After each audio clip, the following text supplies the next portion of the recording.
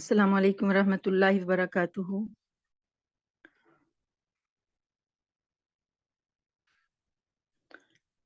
وعلیکم السلام ورحمۃ اللہ وبرکاتہ۔ الحمد للہ وکفا وسلام علی عبادہ الذین اصطفیٰ، نحمدہ ونستعینہ ونستغفرہ ونؤمن بہ ونتوکل علیہ ونعوذ باللہ من شرور انفسنا ومن سیئات اعمالنا، من يهده الله فلا مضل له ومن يضلله فلا هادي له، ونشهد أن لا إله إلا الله وحده لا شريك له، ونشهد أن سيدنا ومولانا محمدا عبده ورسوله صلى الله تعالى عليه وعلى آله وأصحابه أجمعين۔ کل ایک رکوع تک ہم نے پڑھا تھا، پہلے پارے کا پہلا رکوع۔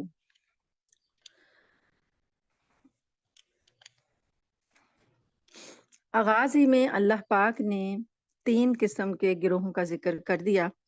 ان 3 گروہوں میں پہلا گروہ متقین کا، جو کہ پہلے صفحے پر پہلی 5 آیات میں بتایا گیا، ان کی 5 خصوصیات بتائی گئیں کہ متقین جو لوگ ہیں جو قرآن پر سے ہدایت پائیں گے، جن کے لیے یہ قرآن ہدایت ہے، وہ کون لوگ ہوتے ہیں۔ ان کی 5 صفات اللہ تعالیٰ نے بتائیں۔ ایک یہ کہ وہ غیب پر ایمان رکھتے ہیں، دوسرا یہ کہ وہ نماز قائم کرتے ہیں، تیسرا یہ کہ وہ جو رزق اللہ نے ان کو دیا ہے اس میں سے وہ خرچ کرتے ہیں، چوتھا یہ کہ وہ اللہ تعالیٰ کی جو پہلی کتابیں ہیں ان پر بھی ایمان رکھتے ہیں، اور جو اب یہ آخری کتاب قرآن پاک ہے اس پر بھی ایمان رکھتے ہیں، اور پانچواں یہ کہ آخرت پر ان کا پختہ یقین ہے۔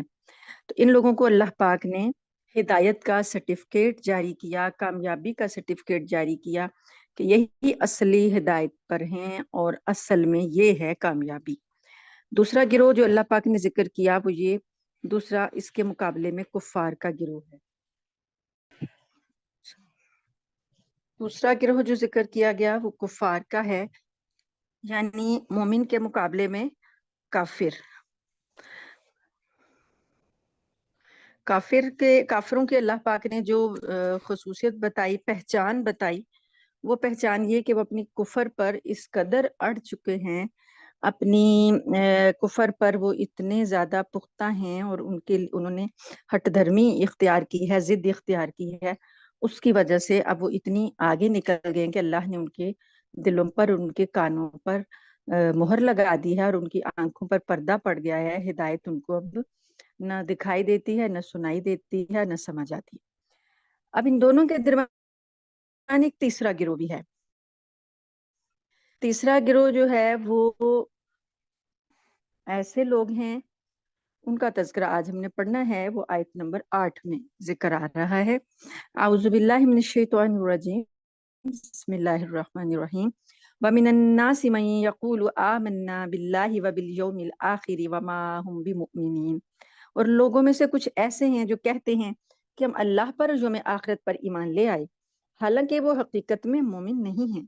وہ اللہ کو اور ان لوگوں کو جو واقعی ایمان لا چکے ہیں دھوکہ دیتے ہیں، اور حقیقت تو یہ ہے کہ وہ اپنے سوا کسی اور کو دھوکہ نہیں دے رہے، لیکن انہیں اس بات کا احساس نہیں ہے۔ ان کے دلوں میں روگ ہے، فی قلوبہم مرض، ان کے دلوں میں روگ ہے، بیماری ہے۔ نفاق کو اللہ پاک نے ایک بیماری سے تعبیر کیا ہے۔ تو فزادہم اللہ مرضا، اللہ نے ان کی بیماری کو، ان کے روگ کو اور بڑھا دیا، اور ان کے لیے دردناک سزا تیار ہے۔ یہاں پر آپ یہ رکھیں ذہن میں، اگر آپ لوگ قرآن پاک کھول کر بیٹھے ہیں تو آپ کو زیادہ فائدہ ہوگا، اگر ویسے ہی سنیں گے تو بہرحال سننا بھی ہے اچھی بات، لیکن قرآن پاک سامنے کھولیں گے تو سمجھ زیادہ آئے گی۔ اگر آپ پچھلی آیت نمبر 7 میں دیکھیں کہ جو کفار کا اللہ پاک نے ذکر کیا، وہاں کی اینڈنگ جو آیت کا آخر ہے، اللہ نے فرمایا کہ ایسے لوگوں کے لیے وَلَهُمْ عَذَابٌ عَظِيمٌ، ایسے لوگوں کے لیے بڑا عذاب ہے۔ اور یہاں آیت نمبر 10 کا آخر دیکھیں، یہ منافقین کا ذکر ہے، اور ان کی اینڈنگ دیکھیں، اللہ پاک نے فرمایا وَلَهُمْ عَذَابٌ عَلِيمٌ، ان کے لیے دردناک عذاب ہے۔ وجہ بھی ساتھ میں اللہ پاک نے بتا دی، بما کانوا یکسبون، اس وجہ سے کہ وہ جھوٹ بولتے تھے، یعنی ان کا جھوٹ تھا کہ سامنے آتے ہیں تو کہتے ہیں ہم ایمان لائے ہیں، اور جب پیچھے چلے جاتے ہیں مومنین سے علاوہ دوسرے لوگوں کے پاس چلے جاتے ہیں تو انہیں جا کے کہتے ہیں کہ ہم تو تمہارے ساتھ ہیں۔ تو اس جھوٹ کی وجہ سے انہیں دردناک عذاب دیا جائے گا۔ جہنم کے جو عذاب ہیں ان کی ایک قسم نہیں ہے، بہت سی قسمیں ہیں۔ ان قسموں میں کچھ عذاب ایسے ہیں جن کی دردناکی کو اللہ تعالیٰ نے خود قرآن پاک میں بیان کیا کہ وہ دردناک ہوں گے، کہ بہت زیادہ اذیت ان سے ملے گی۔ تو منافقین کے لیے وہ دردناک عذاب کا اعلان ہے، اور وجہ بتا دی کہ وہ جھوٹ بولتے تھے۔ اب اللہ پاک فرماتے ہیں کہ ان کی جھوٹ کا حال یہ ہے، وَإِذَا قِيلَ لَهُمْ لَا تُفْسِدُوا فِي الْأَرْضِ، اور جب ان سے کہا جاتا ہے کہ تم زمین میں فساد نہ مچاؤ تو وہ کیا کہتے ہیں، قَالُوا إِنَّمَا نَحْنُ مُصْلِحُونَ، تو کہتے ہیں ہم تو اصلاح کرنے والے ہیں۔ یعنی فسادی جو ہے وہ اپنے فساد کو مانتا ہی نہیں ہے کہ وہ غلط کام کر رہے ہیں، وہ اپنے فساد کو کہتے ہیں کہ یہ ہم اصلاح کر رہے ہیں۔ جیسا کہ آپ آج کل کے زمانے میں دیکھیں کہ گناہ کو گناہ مانا نہیں جا رہا، اور نیکی کو نیکی مانا نہیں جا رہا۔ انسان جو ہے برائی جو ہے وہ اپنے آپ کو خوشنما بنا کر پیش کرتی ہے کہ یہ برائی جو ہے اچھائی کا لبادہ اوڑھ کر اپنے آپ کو سامنے لے کر آتی ہے۔ تو یہ چیز جو ہے یہ بہت زیادہ اللہ کی نظر میں بری ہے۔ اب یہ منافق جو ہے، منافق ایک ایسا شخص ہوتا ہے جو دو رخا ہوتا ہے، اس کے دو رخ ہوتے ہیں، اس کی دو پارٹیوں کے ساتھ دوستی ہوتی ہے، دو گروہوں کے اندر وہ چلتا پھرتا ہے، دونوں گروہوں کے مفادات حاصل کرنا چاہتا ہے۔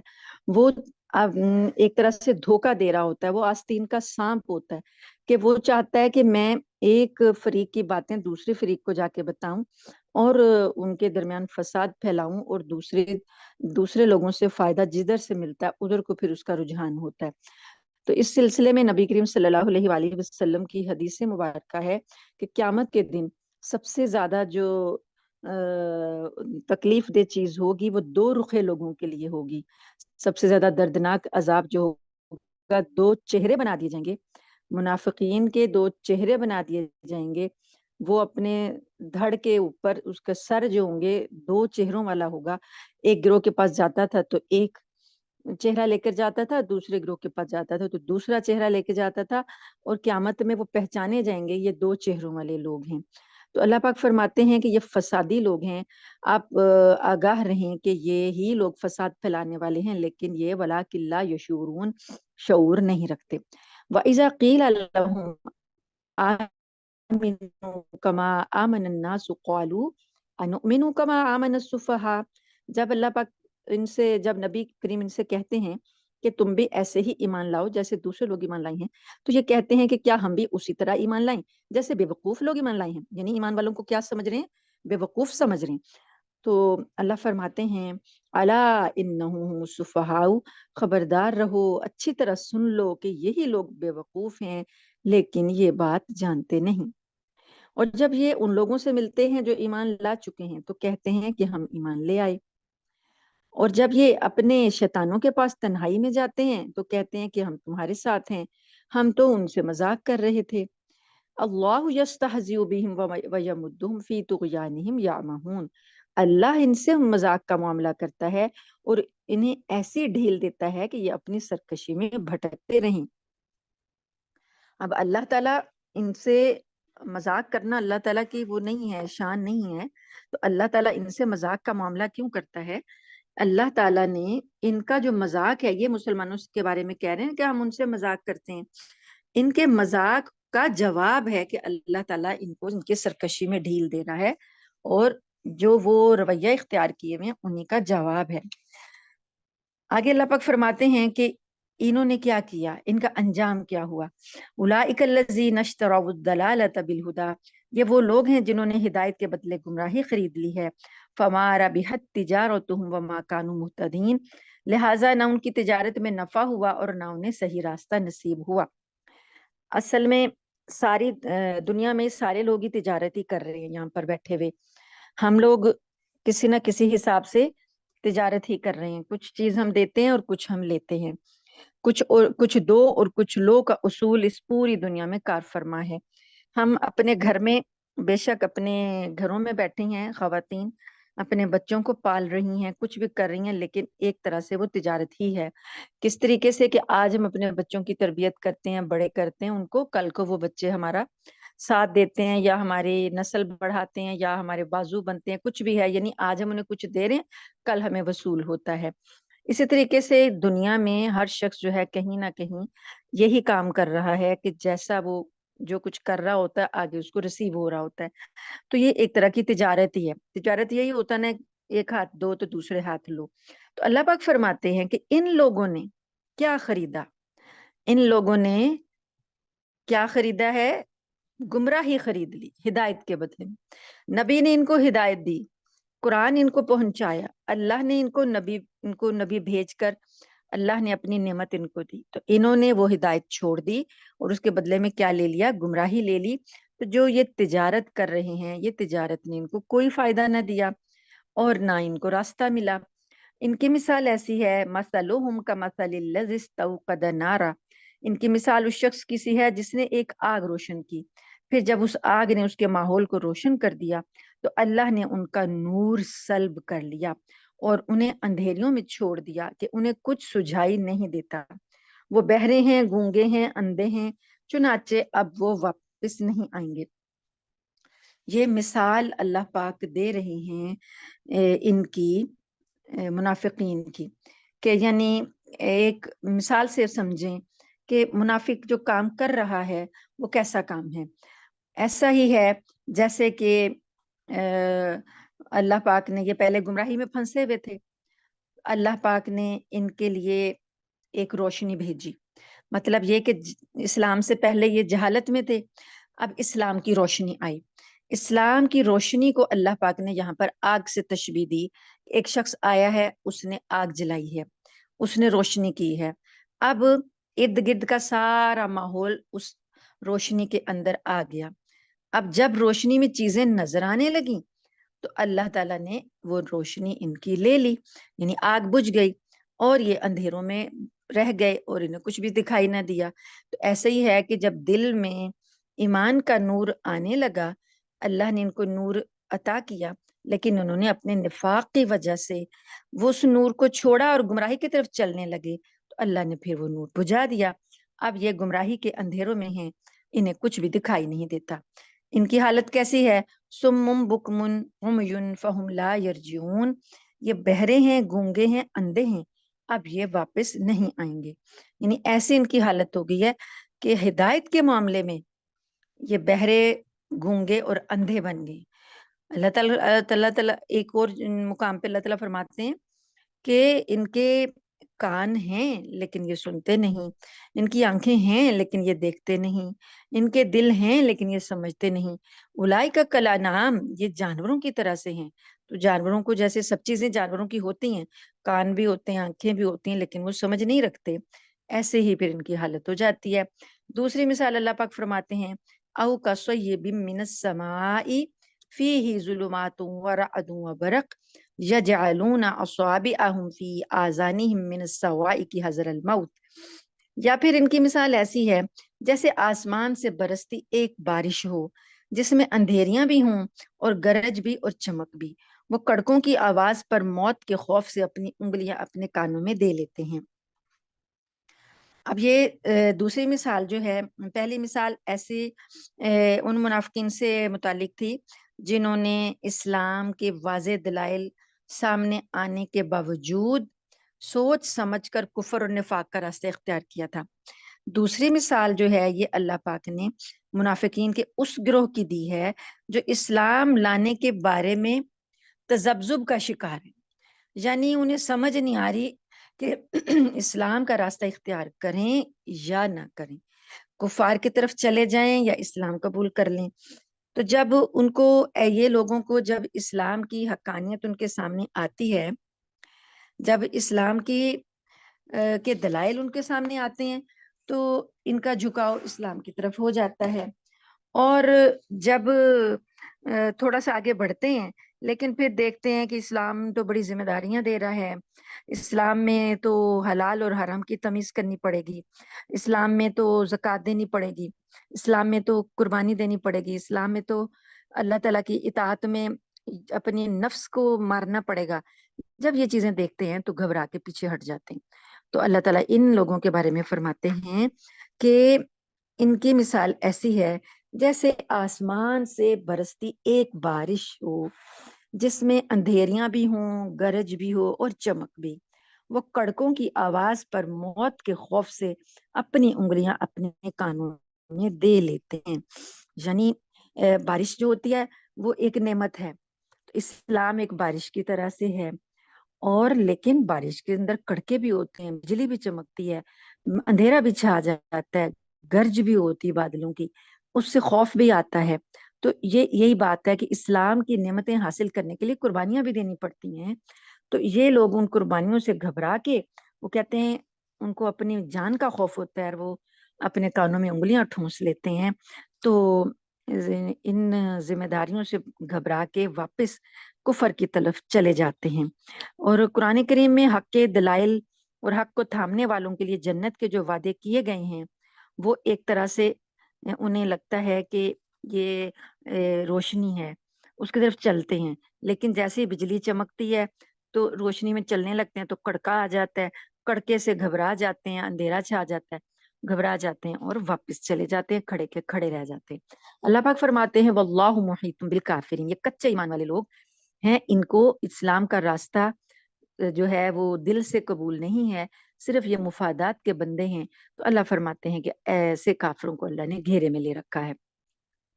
یکاد البرق یخطف ابصارهم، ایسا لگتا ہے کہ بجلی ان کی آنکھوں کو اچک لے جائے گی۔ کلما اضاء لهم مشوا فیہ، جب بھی بجلی ان کے لیے روشنی کر دیتی ہے وہ اس روشنی میں چل پڑتے ہیں، اور جب ان پر وہ اندھیرا کر دیتی ہے تو کھڑے رہ جاتے ہیں، اور اگر اللہ چاہتا تو ان کے سننے اور دیکھنے کی طاقتیں چھین لیتا۔ بے شک اللہ ہر چیز پر قدرت رکھتا ہے۔ یعنی اللہ تعالیٰ چاہتا تو یہیں پر ان کی ساری قوتیں سلب کر لیتا، لیکن اللہ پاک ان کو پھر موقع دیتا ہے کہ شاید یہ پھر دوبارہ سے آگے آنے کی کوشش کریں۔ تو اللہ تعالیٰ ہر چیز پر قادر ہے۔ یا ایھا الناس اعبدوا ربکم الذی خلقکم والذین من قبلکم لعلکم تتقون، اے لوگو اپنے اس پروردگار کی عبادت کرو جس نے تمہیں اور ان لوگوں کو پیدا کیا جو تم سے پہلے گزرے ہیں تاکہ تم متقی بن جاؤ۔ اب یہاں سے سلسلہ کلام جو ہے وہ تمام انسانوں کی طرف آ رہا ہے۔ پہلے اللہ پاک نے 3 گروہوں کی نشاندہی کر دی، 3 مومنین، کفار اور منافقین۔ اب یہ جو آیت ہے یہ پوری انسانیت سے خطاب ہے اللہ تعالیٰ کا۔ اللہ تعالیٰ اپنی ربوبیت کی ایک دلیل دے رہا سب کو کہ میں رب ہوں، میری عبادت کرنی ہے۔ تو دلیل کیا ہے؟ کس دلیل سے تم مانو گے کہ تمہیں میری عبادت کرنی ہے؟ وہ دلیل ہے اس بات کی کہ اے انسانوں عبادت کرو اپنے رب کی۔ رب کون ہے؟ خلقکم، یہ اس کی دلیل ہے، اس نے تم کو پیدا کیا۔ وہ رب ہے جس نے تم کو پیدا کیا، تمہارا پیدا کرنے والا جو رب ہے وہی عبادت کے لائق ہے۔ اب ہر شخص جو ہے، کوئی بھی شخص یہ نہیں کہتا، کوئی بھی مذہب، کوئی بھی دین، کوئی بھی مذہب ان کو ماننے والا کوئی بھی یہ نہیں کہتا کہ اس کو بتوں نے پیدا کیا، یا اس کو عیسیٰ نے پیدا کیا، یا اس کو موسیٰ نے پیدا کیا، یا کسی بھگوان نے پیدا کیا۔ سب اس بات کو مانتے ہیں کہ ان کو اللہ نے پیدا کیا۔ وہ اللہ جو رب ہے، تو اللہ نے کہا کہ جو رب ہے وہی عبادت کے لائق ہے جس نے کہ تخلیق کیا تمہیں بھی، والذین من قبلکم لعلکم تتقون، تمہیں بھی اور ان لوگوں کو جو تم سے پہلے تھے۔ حضرت آدم علیہ السلام سے لے کر جتنی دنیا اب تک چلی آ رہی ہے ان ساروں کا خالق اللہ ہے، رب اللہ ہے، اس لیے عبادت اسی کا حق ہے۔ یا ایھا الناس اعبدوا، اے انسانوں عبادت کرو۔ عبادت کے لیے جو دلیل کوئی کہہ سکتا ہے کہ میں کیوں عبادت کروں، دلیل اللہ نے دے دی کہ وہ رب ہے تمہارا، اس نے تم کو بھی پیدا کیا اور تم سے پہلے لوگوں کو بھی۔ اور کیوں عبادت کرنی ہے؟ لعلکم تتقون، تاکہ تم لوگ بچ جاؤ۔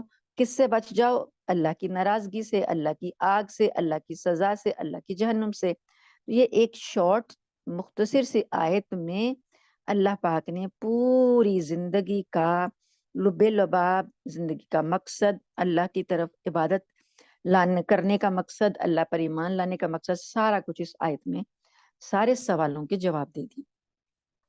اس کے بعد مزید بھی اللہ پاک نے نشانیاں بتائیں کہ اللہ کون ہے، اللہ کی جو ربوبیت ہے، جو وہ عبادت کے لیے استحقاق رکھتا ہے، وہ کیوں اور کیا کیا کچھ اس نے تمہارے لیے بنایا۔ ایک تو اس نے تمہیں پیدا کر دیا، اور تمہاری خاطر اس نے کیا کچھ بنایا۔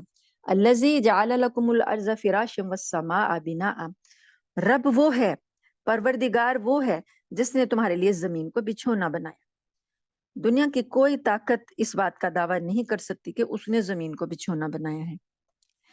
اللہ دعویٰ کر رہا ہے کہ میں نے زمین کو بچھونا بنایا ہے۔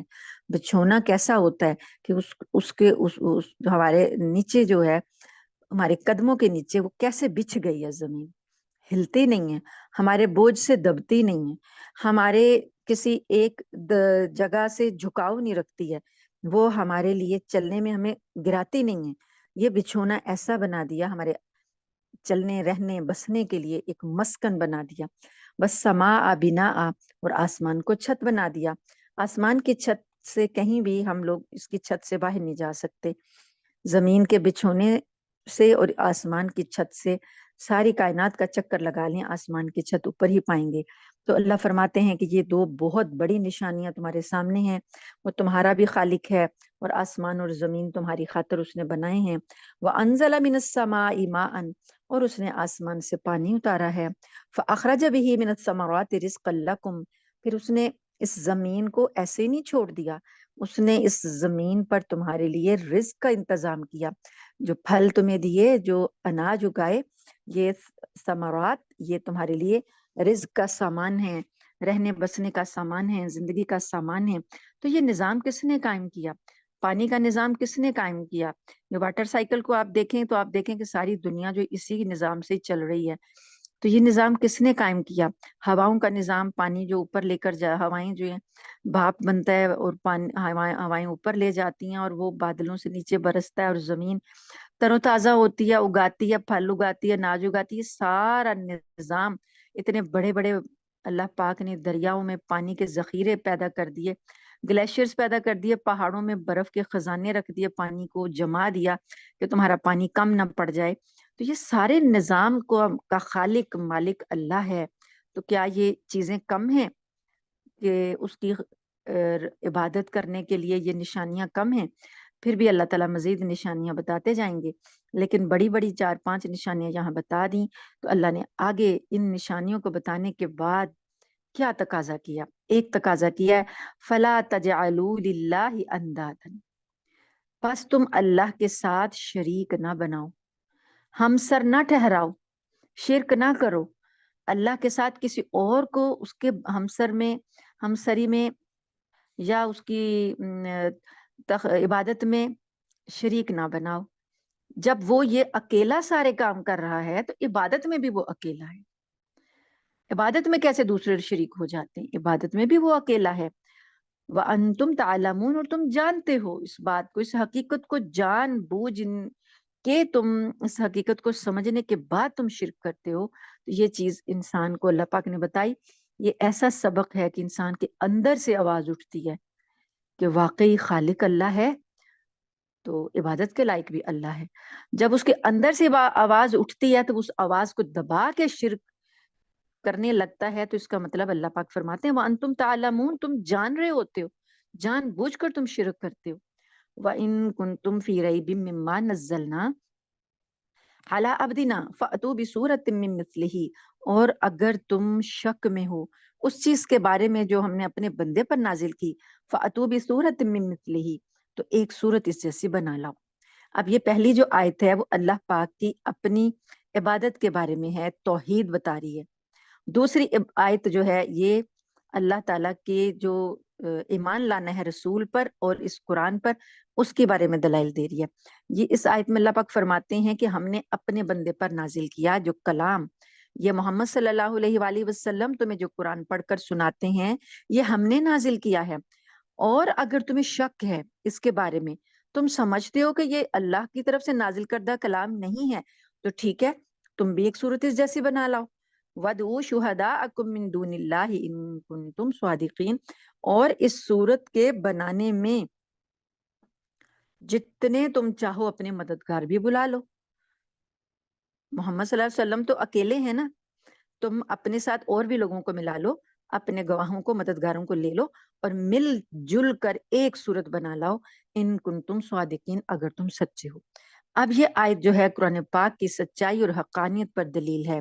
یہ چیلنج قرآن پاک کا آج سے 1450 سال پہلے سے اللہ پاک نے اس میں کیا، اور آج 15ویں صدی میں آ کر بھی یہ چیلنج برقرار ہے، اور کسی نے آج تک قرآن پاک کے مقابلے میں ایک صورت تو کیا ایک آیت بنانے کا بھی چیلنج کا جواب نہیں دیا.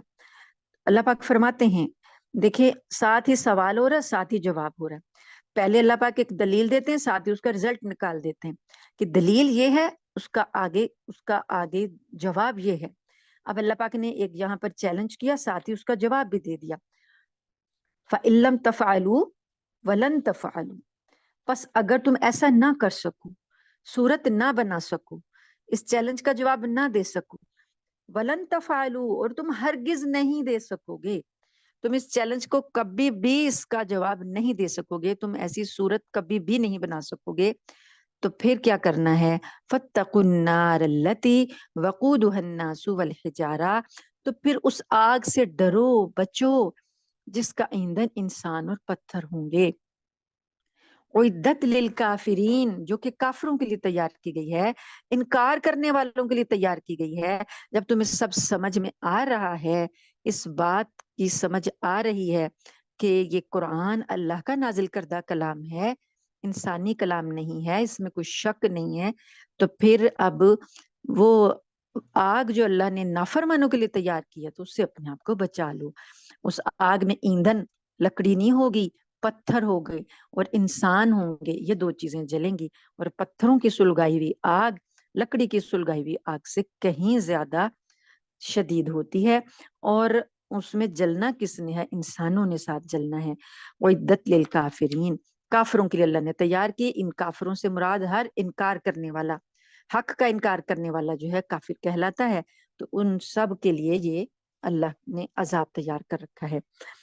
وَبَشِّرِ الَّذِينَ آمَنُوا وَعَمِلُوا الصَّالِحَاتِ، اور جو لوگ ایمان لائے ہیں اور جنہوں نے نیک عمل کیے ہیں، ان کو خوشخبری دے دو کہ ان کے لیے ایسے باغات تیار ہیں جن کے نیچے نہریں بہتی ہوں گی.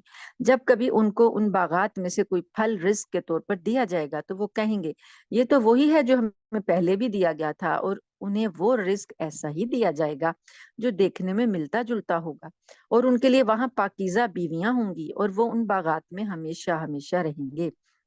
قرآن پاک کا یہ انداز ہے کہ قرآن پاک ایک طرف ڈراتا ہے تو ساتھ ہی خوشخبریاں بھی سناتا ہے.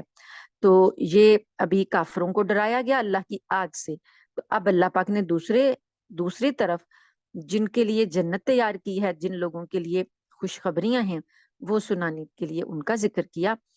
جہاں بھی آپ دیکھیں گے خوشخبری کے ساتھ ڈراوا بھی ہے، جنت کے ساتھ جہنم کا بیان بھی ہے، مومنین کے ساتھ کفار کا بیان بھی ہے. یہ قرآن پاک میں آپ کو ساتھ ساتھ ملے گا.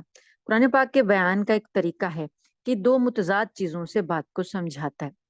ابھی آپ نے کسی کو روشنی کا بتانا ہو کہ روشنی کیا چیز ہوتی ہے، تو آپ اسے اندھیرا کر کے سمجھائیں گے کہ یہ اندھیرا ہے، اب اس کے مقابلے میں روشنی ہے. اسی طریقے سے متضاد چیزوں سے بات کو سمجھانا قرآن پاک کا بہترین اسلوب ہے. دو متضاد چیزیں ذکر کر کے بات کو سمجھایا جاتا ہے. تو جہنم کے ساتھ اس کا متضاد جنت ہے، کفار کے بعد کا متضاد مومن ہے.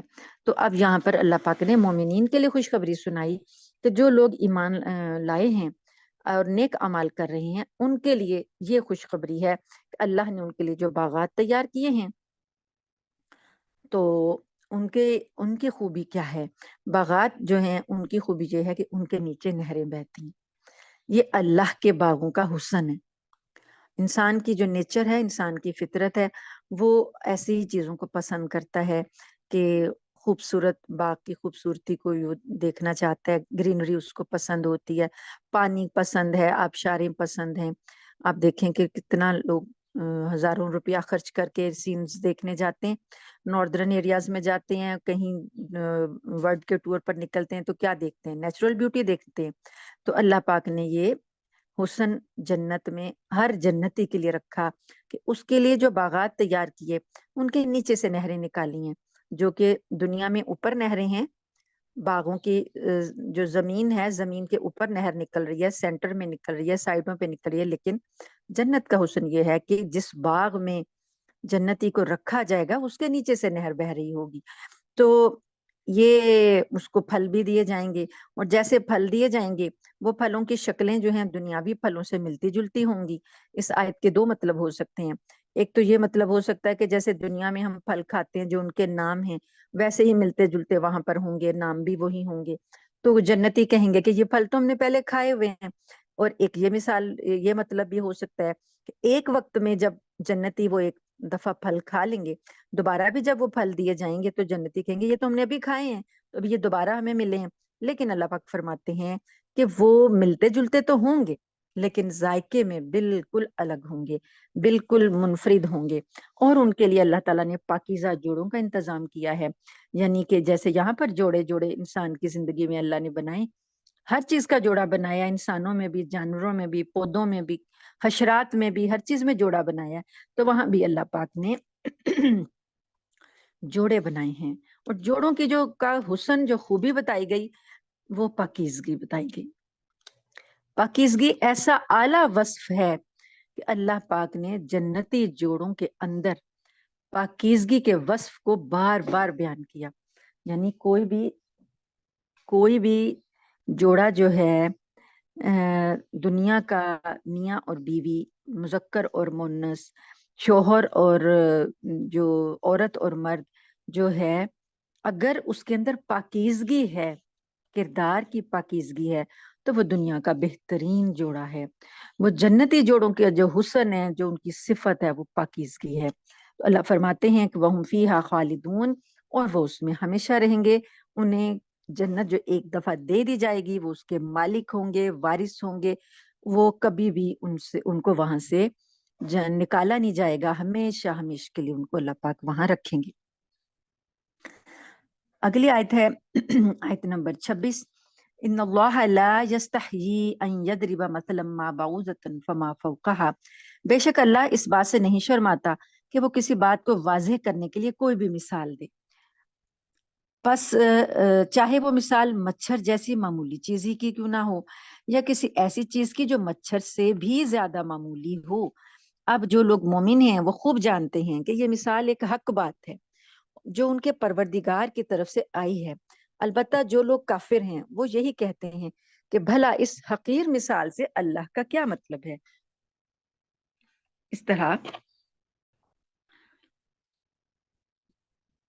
اس طرح اللہ تعالی بہت سے لوگوں کو گمراہی میں مبتلا کرتا ہے اور بہت سوں کو ہدایت دیتا ہے، مگر وہ گمراہ انہی کو کرتا ہے جو نافرمان ہیں۔ اب کچھ کافروں نے قرآن کریم پر یہ اعتراض کیا تھا کہ قرآن کریم میں کچھ مثالیں ہیں مکھی، مچھر، مکڑی وغیرہ کی، آپ دیکھیں کہ قرآن کی سورتوں کے نام ہیں، سورہ نمل سورت کا نام ہے، اور نمل چونٹی کو کہتے ہیں، سورہ نحل، نحل شہد کی مکھی کو کہتے ہیں۔ اب مشرکین کے جو سردار تھے وہ اس بات کو اپنے لیے ایک عیب سمجھ رہے تھے، وہ سمجھ رہے تھے کہ ہم اتنے بڑے بڑے لوگ ہیں، ہماری سرداریاں ہیں، ہمارے قبیلے ہیں، اور ہمیں کیا چھوٹی چھوٹی چیزوں کی مثالیں دی جا رہی ہیں۔ اللہ پاک نے فرمایا، اور پھر انہوں نے یہ کہا کہ اگر یہ اللہ کا کلام ہوتا تو اس میں ایسی حقیر چیزوں کا ذکر نہ ہوتا، بڑی بڑی مثالیں ہوتی۔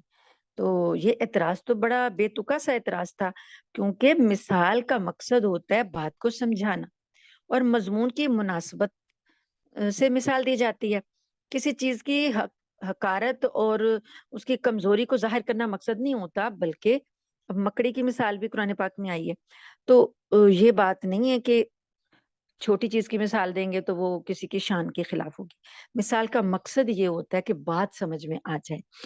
تو اب ان لوگوں نے یہ تو بلکہ فصاحت اور بلاغت کی دلیل ہے، قرآن پاک کی فصاحت اور بلاغت کی دلیل ہے کہ اس نے چھوٹی سی مثال سے اتنی بڑی بات سمجھا دی۔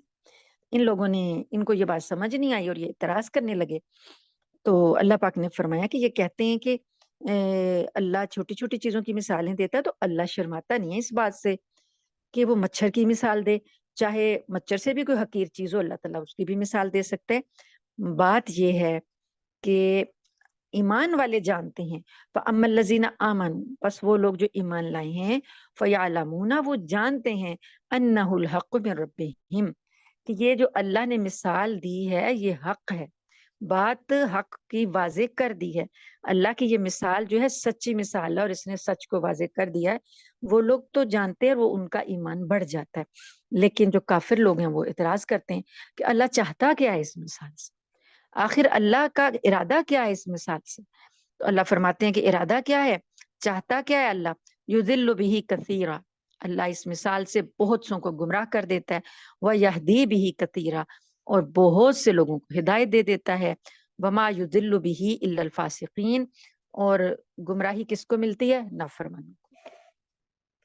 अब नाफरमान कौन है, नाफरमान वो लोग हैं अल्लज़ीना यनकुज़ूना अहदल्लाहि मिन बादि मीसाक़िही, वो जो अल्लाह से किए हुए अहद को पुख्ता करने के बाद भी तोड़ देते हैं, वो नाफरमान लोग हैं। वयक़्ताऊना मा अमरल्लाहु बिही अन युसला वयुफ़सिदूना फ़िल अर्ज़, और जिन रिश्तों को अल्लाह ने जोड़ने का हुक्म दिया है उन्हें काट डालते हैं। उलाइका हुमुल खासिरून, और वो जमीन में फसाद मचाते हैं, और ऐसे ही लोग बड़ा नुकसान उठाने वाले हैं।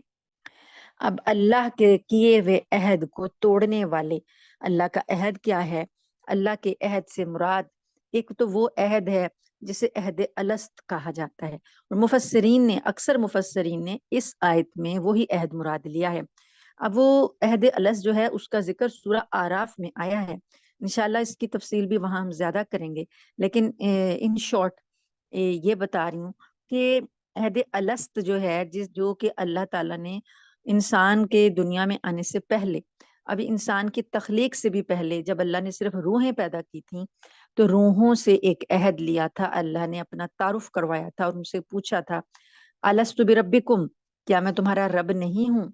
तो वो अलस्तु के लफ्ज से इस अहद का नाम बन गया अहद अलस्त, क्या मैं तुम्हारा रब नहीं हूँ। तो सब ने कहा था क़ालू बला शहिदना, सब ने कहा था क्यों नहीं, हम, आप ही हमारे रब हैं और हम इस पर गवाही देते। तो अल्लाह पाक ने ये अहद जो है अपनी रबूबियत का, अपनी तौहीद का, अपनी पहचान का इंसान की फितरत में डाल दिया। अब दुनिया में जो भी बच्चा आता है वो अपने इस अहद के साथ आता है जो वो आलम अरवाह में अल्लाह से कर चुका। नबी करीम सल्लल्लाहु अलैहि वसल्लम की हदीस है जो इस की मजीद इस बात की तस्दीक करती है। आप सल्लल्लाहु अलैहि वसल्लम ने फरमाया, कुल्लु मौलूदिन यूलदु अलल फितरती, हर बच्चा अपनी फितरत पर पैदा होता है। यानी फितरत क्या है उसकी, कि अल्लाह को पहचानने वाला, अल्लाह को मानने वाला। फिर क्या होता है, बाद में दुनिया में आने के बाद फ़अबवाहु युहव्विदानिही औ युनस्सिरानिही औ युमज्जिसानिही, फिर दुनिया में आने के बाद उसके वालिदैन उसको या यहूदी बना देते हैं, या मजूसी बना देते हैं, या नसरानी बना देते हैं, कि वो फिर आके यहाँ माहौल को अडॉप्ट करता है, तो अल्लाह के अहद को भूल जाता है। तो अल्लाह ताला फरमाते हैं कि जो लोग अल्लाह के अहद को तोड़ देते हैं उसको पक्का करने के बाद, अब उस अहद को पक्का करने के लिए, उसकी याद दहाने के लिए अल्लाह ने नबी भेजे, कि बंदा यहाँ आया अपने अहद भूल गया, वहां से तो अल्लाह ने दे के भेजा था, तो अब अल्लाह, बंदे आके यहाँ पर अपना अहद भूल गए, अल्लाह ने फिर नबी भेजे याद दहानी के लिए, अंबिया को भेजा कि उन्हें याद करवाओ कि तुम्हारा रब अल्लाह है, और अल्लाह की पहचान करवाओ, और जो सबक वो भूल गए उन्हें याद करवाओ। फिर भी लोगों ने नहीं माना, और अल्लाह ने जो हुक्म दिए थे उनको तोड़ने लगे।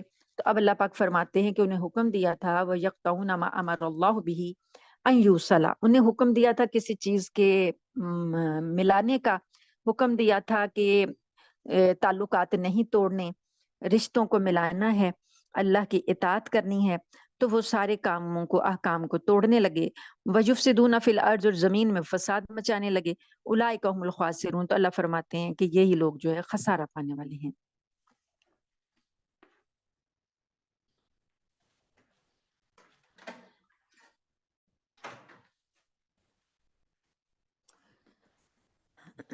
आयत नंबर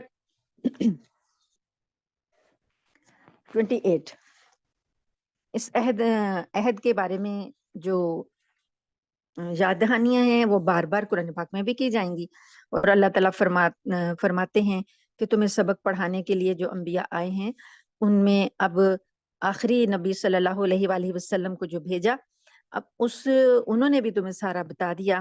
تو اب جو یہاں پر ملانے کا جو حکم دیا گیا، تو مفسرین فرماتے ہیں کہ یہاں پر رشتہ داروں کے حقوق جو پامال کیے جاتے ہیں، جو صلہ رحمی جو ہے وہ قطع رحمی اس کا کی جاتی صلہ رحمی کی بجائے، تو یہاں پر وہ مراد ہے کہ کفار کی صفات یہاں پر آ گئیں کہ کافر کون لوگ ہیں جن کے لیے خسارہ ہے۔ ایک وہ اللہ کے عہد کو توڑتے ہیں، دوسرا وہ اللہ کی بتائے ہوئے جو ملانے کے معاملات ہیں ان کو کاٹتے ہیں، صلہ رحمی نہیں کرتے بلکہ قطع رحمی کرتے ہیں، اور تیسری ان کی صفت ہے کہ زمین میں فساد کرتے ہیں۔ تو یہی لوگ خسارہ پانے والے ہیں۔ کیف تکفرون باللہ وکنتم امواتا فاحیاکم ثم یمیتکم ثم یحییکم ثم الیہ ترجعون۔ تم اللہ کے ساتھ کفر کا طرز عمل آخر کیسے اختیار کر لیتے ہو، حالانکہ تم بے جان تھے، اسی نے تمہیں زندگی بخشی، پھر وہی تمہیں موت دے گا، پھر وہی تم کو دوبارہ زندہ کرے گا، اور پھر تم اسی کے پاس لوٹ کر جاؤ گے۔ اب دیکھیے کہ انسان کو توجہ دلائی جا رہی ہے، جہاں پر جو خطاب شروع ہوا تھا نا کہ یا ایھا الناس اعبدوا، تمام انسانوں سے خطاب کیا تھا، تو وہ سارا خطاب ابھی چل رہا ہے۔ مختلف نشانیاں بتانے کے بعد اللہ تعالیٰ دعوت فکر دے رہے ہیں، تو انسان کو سوچنے کی دعوت دیتے ہیں، غور کرنے کی دعوت دیتے ہیں کہ غور کرو تو تم اسی نتیجے پر پہنچو گے کہ اللہ کی توحید جو ہے اس پر ایمان لانا جو ہے وہ نیچر ہے۔ تو یہاں پر اللہ پاک نے اب ایک اور دلیل دی کہ تم کیسے کفر کر سکتے ہو، اللہ کا کیسے انکار کر سکتے ہو، کر کیسے لیتے ہو۔ وَكُنْتُمْ أَمْوَاتًا، تم تو تھے مردہ، فَأَحْيَاكُمْ، اسی نے تمہیں زندگی بخشی، پھر تمہیں وہ موت دے گا، پھر تمہیں دوبارہ زندہ کرے گا، پھر تم اسی کی طرف لوٹائے جاؤ گے۔ اب یہ ایک ایسی چیز ہے جس میں کہ یہاں تک تو لوگ کافر مانتے تھے کہ اللہ نے ہمیں پیدا کیا اور اب ہم مر جائیں گے، موت بھی وہی دے گا، یہ دو باتیں تو وہ مانتے تھے۔ تیسری بات کہ وہ دوبارہ زندہ کرے گا، یہ بات نہیں مانتے تھے، اور مکہ کے جو کفار تھے ان کو یہ بات عجیب لگتی تھی، کیسے ہو سکتا ہے کہ ہمیں دوبارہ زندہ کرے گا اللہ پاک۔ ان کو مرنے کے بعد دوبارہ جی اٹھنے پر دوبارہ کی جو بعثت دوبارہ کی ہے وہ ان کو سمجھ میں نہیں آتی تھی بات۔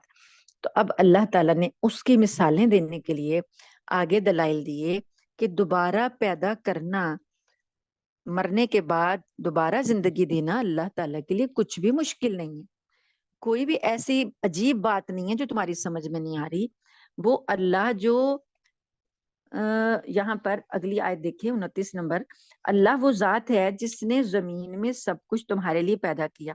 اب زمین اور آسمان کی تخلیقات کو انسان گن نہیں سکتا، اس کے اندر جتنی اشیاء ہیں ان کا شمار نہیں کر سکتا۔ اتنا بڑا خالق، اتنا بڑا قادر، اتنا بڑا مالک ایک انسان کو نہیں پیدا کر سکتا، اور وہ بھی دوبارہ میں، جو کہ پہلی بار پیدا کر چکا ہے۔ تو اللہ تعالیٰ دلائل دے رہے ہیں کہ اللہ تعالیٰ فرماتے ہیں کہ جس نے تمہارے لیے زمین میں سب کچھ ہے وہ پیدا کر دیا، پھر وہ آسمان کی طرف متوجہ ہوا تو ان کو 7 آسمانوں کی شکل میں ٹھیک ٹھیک بنا دیا، اور وہ ہر چیز کا پورا علم رکھنے والا ہے۔ اب یہ ساری چیزیں کس چیز کی گواہی دے رہی ہیں؟ اللہ تعالیٰ کی توحید کی گواہی دے رہی ہیں۔ تو اللہ پاک فرماتے ہیں کہ کفر کا رویہ اختیار کرنا کتنی بڑی ناشکری ہے۔ فقہا نے اس آیت سے یہ بھی استدلال کیا کہ یہاں پر اللہ پاک نے فرمایا نا کہ زمین میں جو کچھ ہے تمہارے لیے سب کچھ اللہ نے بنایا، تو فقہا کہتے ہیں کہ یہ ساری چیزیں جو اللہ نے ہمارے لیے پیدا کر دی ہیں تو وہ ایک طرح سے یہ ساری حلال اشیاء ہیں، جب تک کہ ان پر حرمت کا حکم نہ آ جائے۔ اب اس بات کو سمجھانے کے لیے کہ واقعی انسان یہ سمجھے کہ دنیا میں اللہ نے انسان کو جو بھیجا ہے وہ کسی مقصد کے لیے بھیجا ہے، اور وہ اللہ کی طرف سے کوئی کام کرنے آیا ہے، ایسے نہیں اٹھ کے آ گیا، خود بخود نہیں وہ پیدا ہو گیا، اللہ نے اسے کسی مقصد کے تحت اس نظام کا حصہ بنایا ہے۔ اب وہ مقصد اللہ تعالیٰ بتا رہے ہیں، مثال دی جا رہی ہے ایک واقعہ ذکر کیا جا رہا ہے کہ تم اپنی اس آغاز کی طرف چلو، دیکھو کہ تمہیں اللہ نے کیسے بنایا، کیسے دنیا میں اللہ نے پہلا انسان کیسے دنیا میں بھیجا۔ آیت نمبر 30، وَإِذْ قَالَ رَبُّكَ لِلْمَلَائِكَةِ إِنِّي جَاعِلٌ فِي الْأَرْضِ خَلِيفَةً، اور اس وقت کا تذکرہ سنو جب تمہارے پروردگار نے فرشتوں سے کہا کہ میں زمین میں ایک خلیفہ بنانے والا ہوں۔ وہ کہنے لگے کیا آپ زمین میں ایسی مخلوق پیدا کریں گے جو اس میں فساد مچائے اور خون خرابہ کرے، حالانکہ ہم آپ کی تسبیح اور حمد و تقدیس میں لگے ہوئے ہیں۔ اب دیکھیے، انسان کو اللہ پاک نے بنایا اور اس کو جو خلافت اس کو عطا کی، اس کو جو اعزاز عطا کیا، جو اسے عزت عطا کی، اللہ تعالیٰ اس کا تذکرہ کر کے اس کا اکرام کر رہے ہیں۔ تو یہ چیزیں قرآن نے جو بتائیں، ہمارا قرآن پر سچا ایمان ہے، لیکن اگر کوئی اٹھ کے شکوک اور شبہات پیدا کر دے، ڈاروین کی تھیوری لے آئے کہ جی انسان پہلے بندر تھا اور ڈاروین نے یہ کہہ دیا تو یہ ہو گیا تو وہ ہو گیا، اور ہمارے لوگوں ہمیں گمراہ کرنے کی کوشش کرے، تو آپ جن کا قرآن پر ایمان ہے وہ تو قرآن کی بات کو سچ مانیں گے، اور جن کا ڈاروین پر ایمان ہے وہ ڈاروین کی بات کو سچ مانیں گے۔ اللہ پاک نے تو یہ فرمایا، اللہ پاک نے تو تمہیں عزت دی ہے، فرشتوں سے سجدہ کروایا، اور یہاں پر ڈاروین کہہ رہا ہے کہ بندر سے تمہیں بنایا ہے، تو کس کی عزت کہاں مل رہی ہے؟ بندر سے انسان بننے میں مل رہی ہے یا فرشتوں کے سجدہ کرنے سے مل رہی ہے؟ اللہ تعالیٰ فرماتے ہیں تمہارے پروردگار نے فرشتوں سے کہا کہ میں زمین میں ایک خلیفہ بنانے والا ہوں۔ وہ کہنے لگے کیا آپ زمین میں ایسی مخلوق پیدا کریں گے جو اس میں فساد مچائے؟ اب فرشتوں کو کیسے پتا چلا کہ یہ مخلوق جو ہے یہ فساد مچائے گی، خون خرابہ کرے گی، حالانکہ ہم آپ کی تسبیح اور حمد و تقدیس میں لگے ہوئے ہیں؟ فرشتوں کے اس سوال کا منشا خدا نہ خواستہ کوئی اعتراض کرنا نہیں تھا، بلکہ وہ حیرت کر رہے تھے کہ ایک ایسی مخلوق کو پیدا کرنے میں کیا حکمت ہے کہ جو نیکی کے ساتھ بدی کی صلاحیت بھی رکھتی ہے، کیونکہ ان کو یہ بتایا گیا تھا کہ اس کو اختیار دیا جائے گا، کیونکہ فرشتوں کے پاس اختیار نہیں ہے۔ فرشتے جو ہیں نوری مخلوق ہیں اور ان کو اختیار نہیں ہے کوئی اپنی مرضی کرنے کا، انہیں جس حکم میں لگا دیا بس وہ اسی کام میں لگے ہیں۔ جیسے ایک شخص کا اختیار نہیں ہے تو وہ اس کا اختیار نہیں ہے کہ وہ اپنے دائرے سے باہر جا سکے، تو وہ نہیں جا سکتا۔ اسی طریقے سے فرشتوں میں وہ اختیار نہیں ہے تو انسان میں اختیار ہے، وہ نیکی بھی کر سکتا ہے، بدی بھی کر سکتا ہے۔ تو وہ سمجھ رہے تھے کہ اللہ جب انہیں اختیار دے دے گا پھر یہ نیکی کیسے کریں گے؟ اب برائی پہ قدرت ہے، پھر برائی سے کیسے بچیں گے؟ تو اللہ تعالیٰ نے اس بات کی کا آگے بتایا، تشریح کی، بتائی، ان کی اس بات کا جواب دیا۔ لیکن مفسرین نے ایک یہ بھی بات کی کہ ایک تو ان کا یہ حیرت کی وجہ سے تھا، اللہ کو تعالیٰ کے ساتھ سوال کہ حیرت کا اظہار تھا، دوسرا وہ یہ دیکھ رہے تھے کہ انسان سے پہلے زمین پر جنات پیدا کیے گئے تھے، یہاں بسائے گئے تھے جنات، تو جنات نے بہت فساد مچائے تھے، انہوں نے آپس میں لڑ لڑ کر ایک دوسرے کو ختم کر ڈالا تھا۔ تو یہاں پر ان کے ذہن میں آیا کہ جنات میں بھی اختیار تھا تو انہوں نے اس کا غلط فائدہ غلط استعمال کیا، تو انسان بھی یہی کچھ کرے گا۔ تو انہوں نے کہا کہ شاید انسان کا انجام بھی ایسا ہی نہ ہو، تو اس لیے انہوں نے یہ کہا کہ اللہ تعالیٰ کی جو تخلیق ہے، جتنی بھی تخلیق ہے ساری کی ساری اللہ کی تسبیح میں لگی ہوئی ہے، کائنات کی ہر چیز اللہ کی تسبیح کر رہی ہے، فرشتوں سمیت، یہ پتھروں اور پہاڑوں اور دریاؤں سمیت ہر چیز اللہ کی تسبیح کر رہی ہے۔ تو فرشتوں نے یہ کہا یہ بھی جو اللہ تخلیق کرنے والا ہے انسان، اگر تو یہ تسبیح کے لیے ہے، عبادت کے لیے ہے، تو وہ تو ہم کر ہی رہے ہیں۔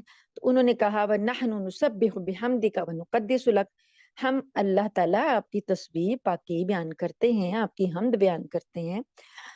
تو اب یہ جو ایک ہستی ہے، ایک تخلیق ہے، اس کا مقصد کیا ہے؟ تو اللہ نے جواب دیا قَالَ إِنِّي أَعْلَمُ مَا لَا تَعْلَمُونَ، اللہ پاک نے فرمایا میں وہ باتیں جانتا ہوں جو تم نہیں جانتے۔ وَعَلَّمَ آدَمَ الْأَسْمَاءَ كُلَّهَا ثُمَّ عَرَضَهُمْ عَلَى الْمَلَائِكَةِ فَقَالَ أَنبِئُونِي بِأَسْمَاءِ هَؤُلَاءِ إِن كُنتُمْ صَادِقِينَ، پھر اللہ پاک نے آدم علیہ السلام کو سارے نام سکھائے، علم سکھائے، پھر ان کو ان ناموں کو ان چیزوں کو فرشتوں کے سامنے پیش کیا اور ان سے کہا کہ اگر تم سچے ہو تو مجھے ان چیزوں کے نام بتا دو۔ اب یہاں پر ناموں سے مراد کیا ہے؟ کائنات میں پائی جانے والی چیزوں کے نام، ان کی خاصیتیں، انسان کو پیش آنے والی مختلف کیفیات کا علم ہے۔ دیکھیں جب بچہ چھوٹا ہوتا ہے تو اسے آہستہ آہستہ سب چیزوں کا علم ہوتا ہے، لیکن اگر آج سے آپ 100 سال پیچھے کا کوئی بچہ دیکھیں اور آج کے بچے دیکھیں تو آج تو جو جتنا علم 100 سال پہلے تھا اس وقت کے بچے ان چیزوں کا علم رکھتے تھے۔ آج کا جو بچہ ہے وہ اب تک کا جتنا علم دنیا میں آ چکا ہے وہ اپنے ساتھ لے کر وہ والا علم لے کر آتا ہے۔ تو یہ علم جو ہے قیامت تک بڑھتا ہی جائے گا، بڑھتا ہی جائے گا، اس میں تبدیلی آتی ہی جائے گی۔ تو اللہ پاک نے آدم علیہ السلام کو قیامت تک آنے والی تمام چیزیں، کیفیات اور جو اشیاء کی ماہیت، جو چیزیں ہم ابھی سیکھ رہے ہیں، جو آئندہ آنے والی نسلیں سیکھیں گی، سب چیزیں، سب کا علم، ان کی کا تعارف جو تھا اللہ پاک نے آدم علیہ السلام کو کرا دیا۔ وہی علم ہے جو نسل انسانی میں تھوڑا تھوڑا تھوڑا کر کے دنیا میں منتقل ہو رہا ہے، لیکن آدم علیہ السلام کی سرشت میں، آدم علیہ السلام کی جو نسل ہے اس کے اندر اللہ پاک نے آدم علیہ السلام کو جب تخلیق کیا تو وہ علم ان کی ہستی کے اندر اللہ تعالیٰ نے سمو دیا تھا۔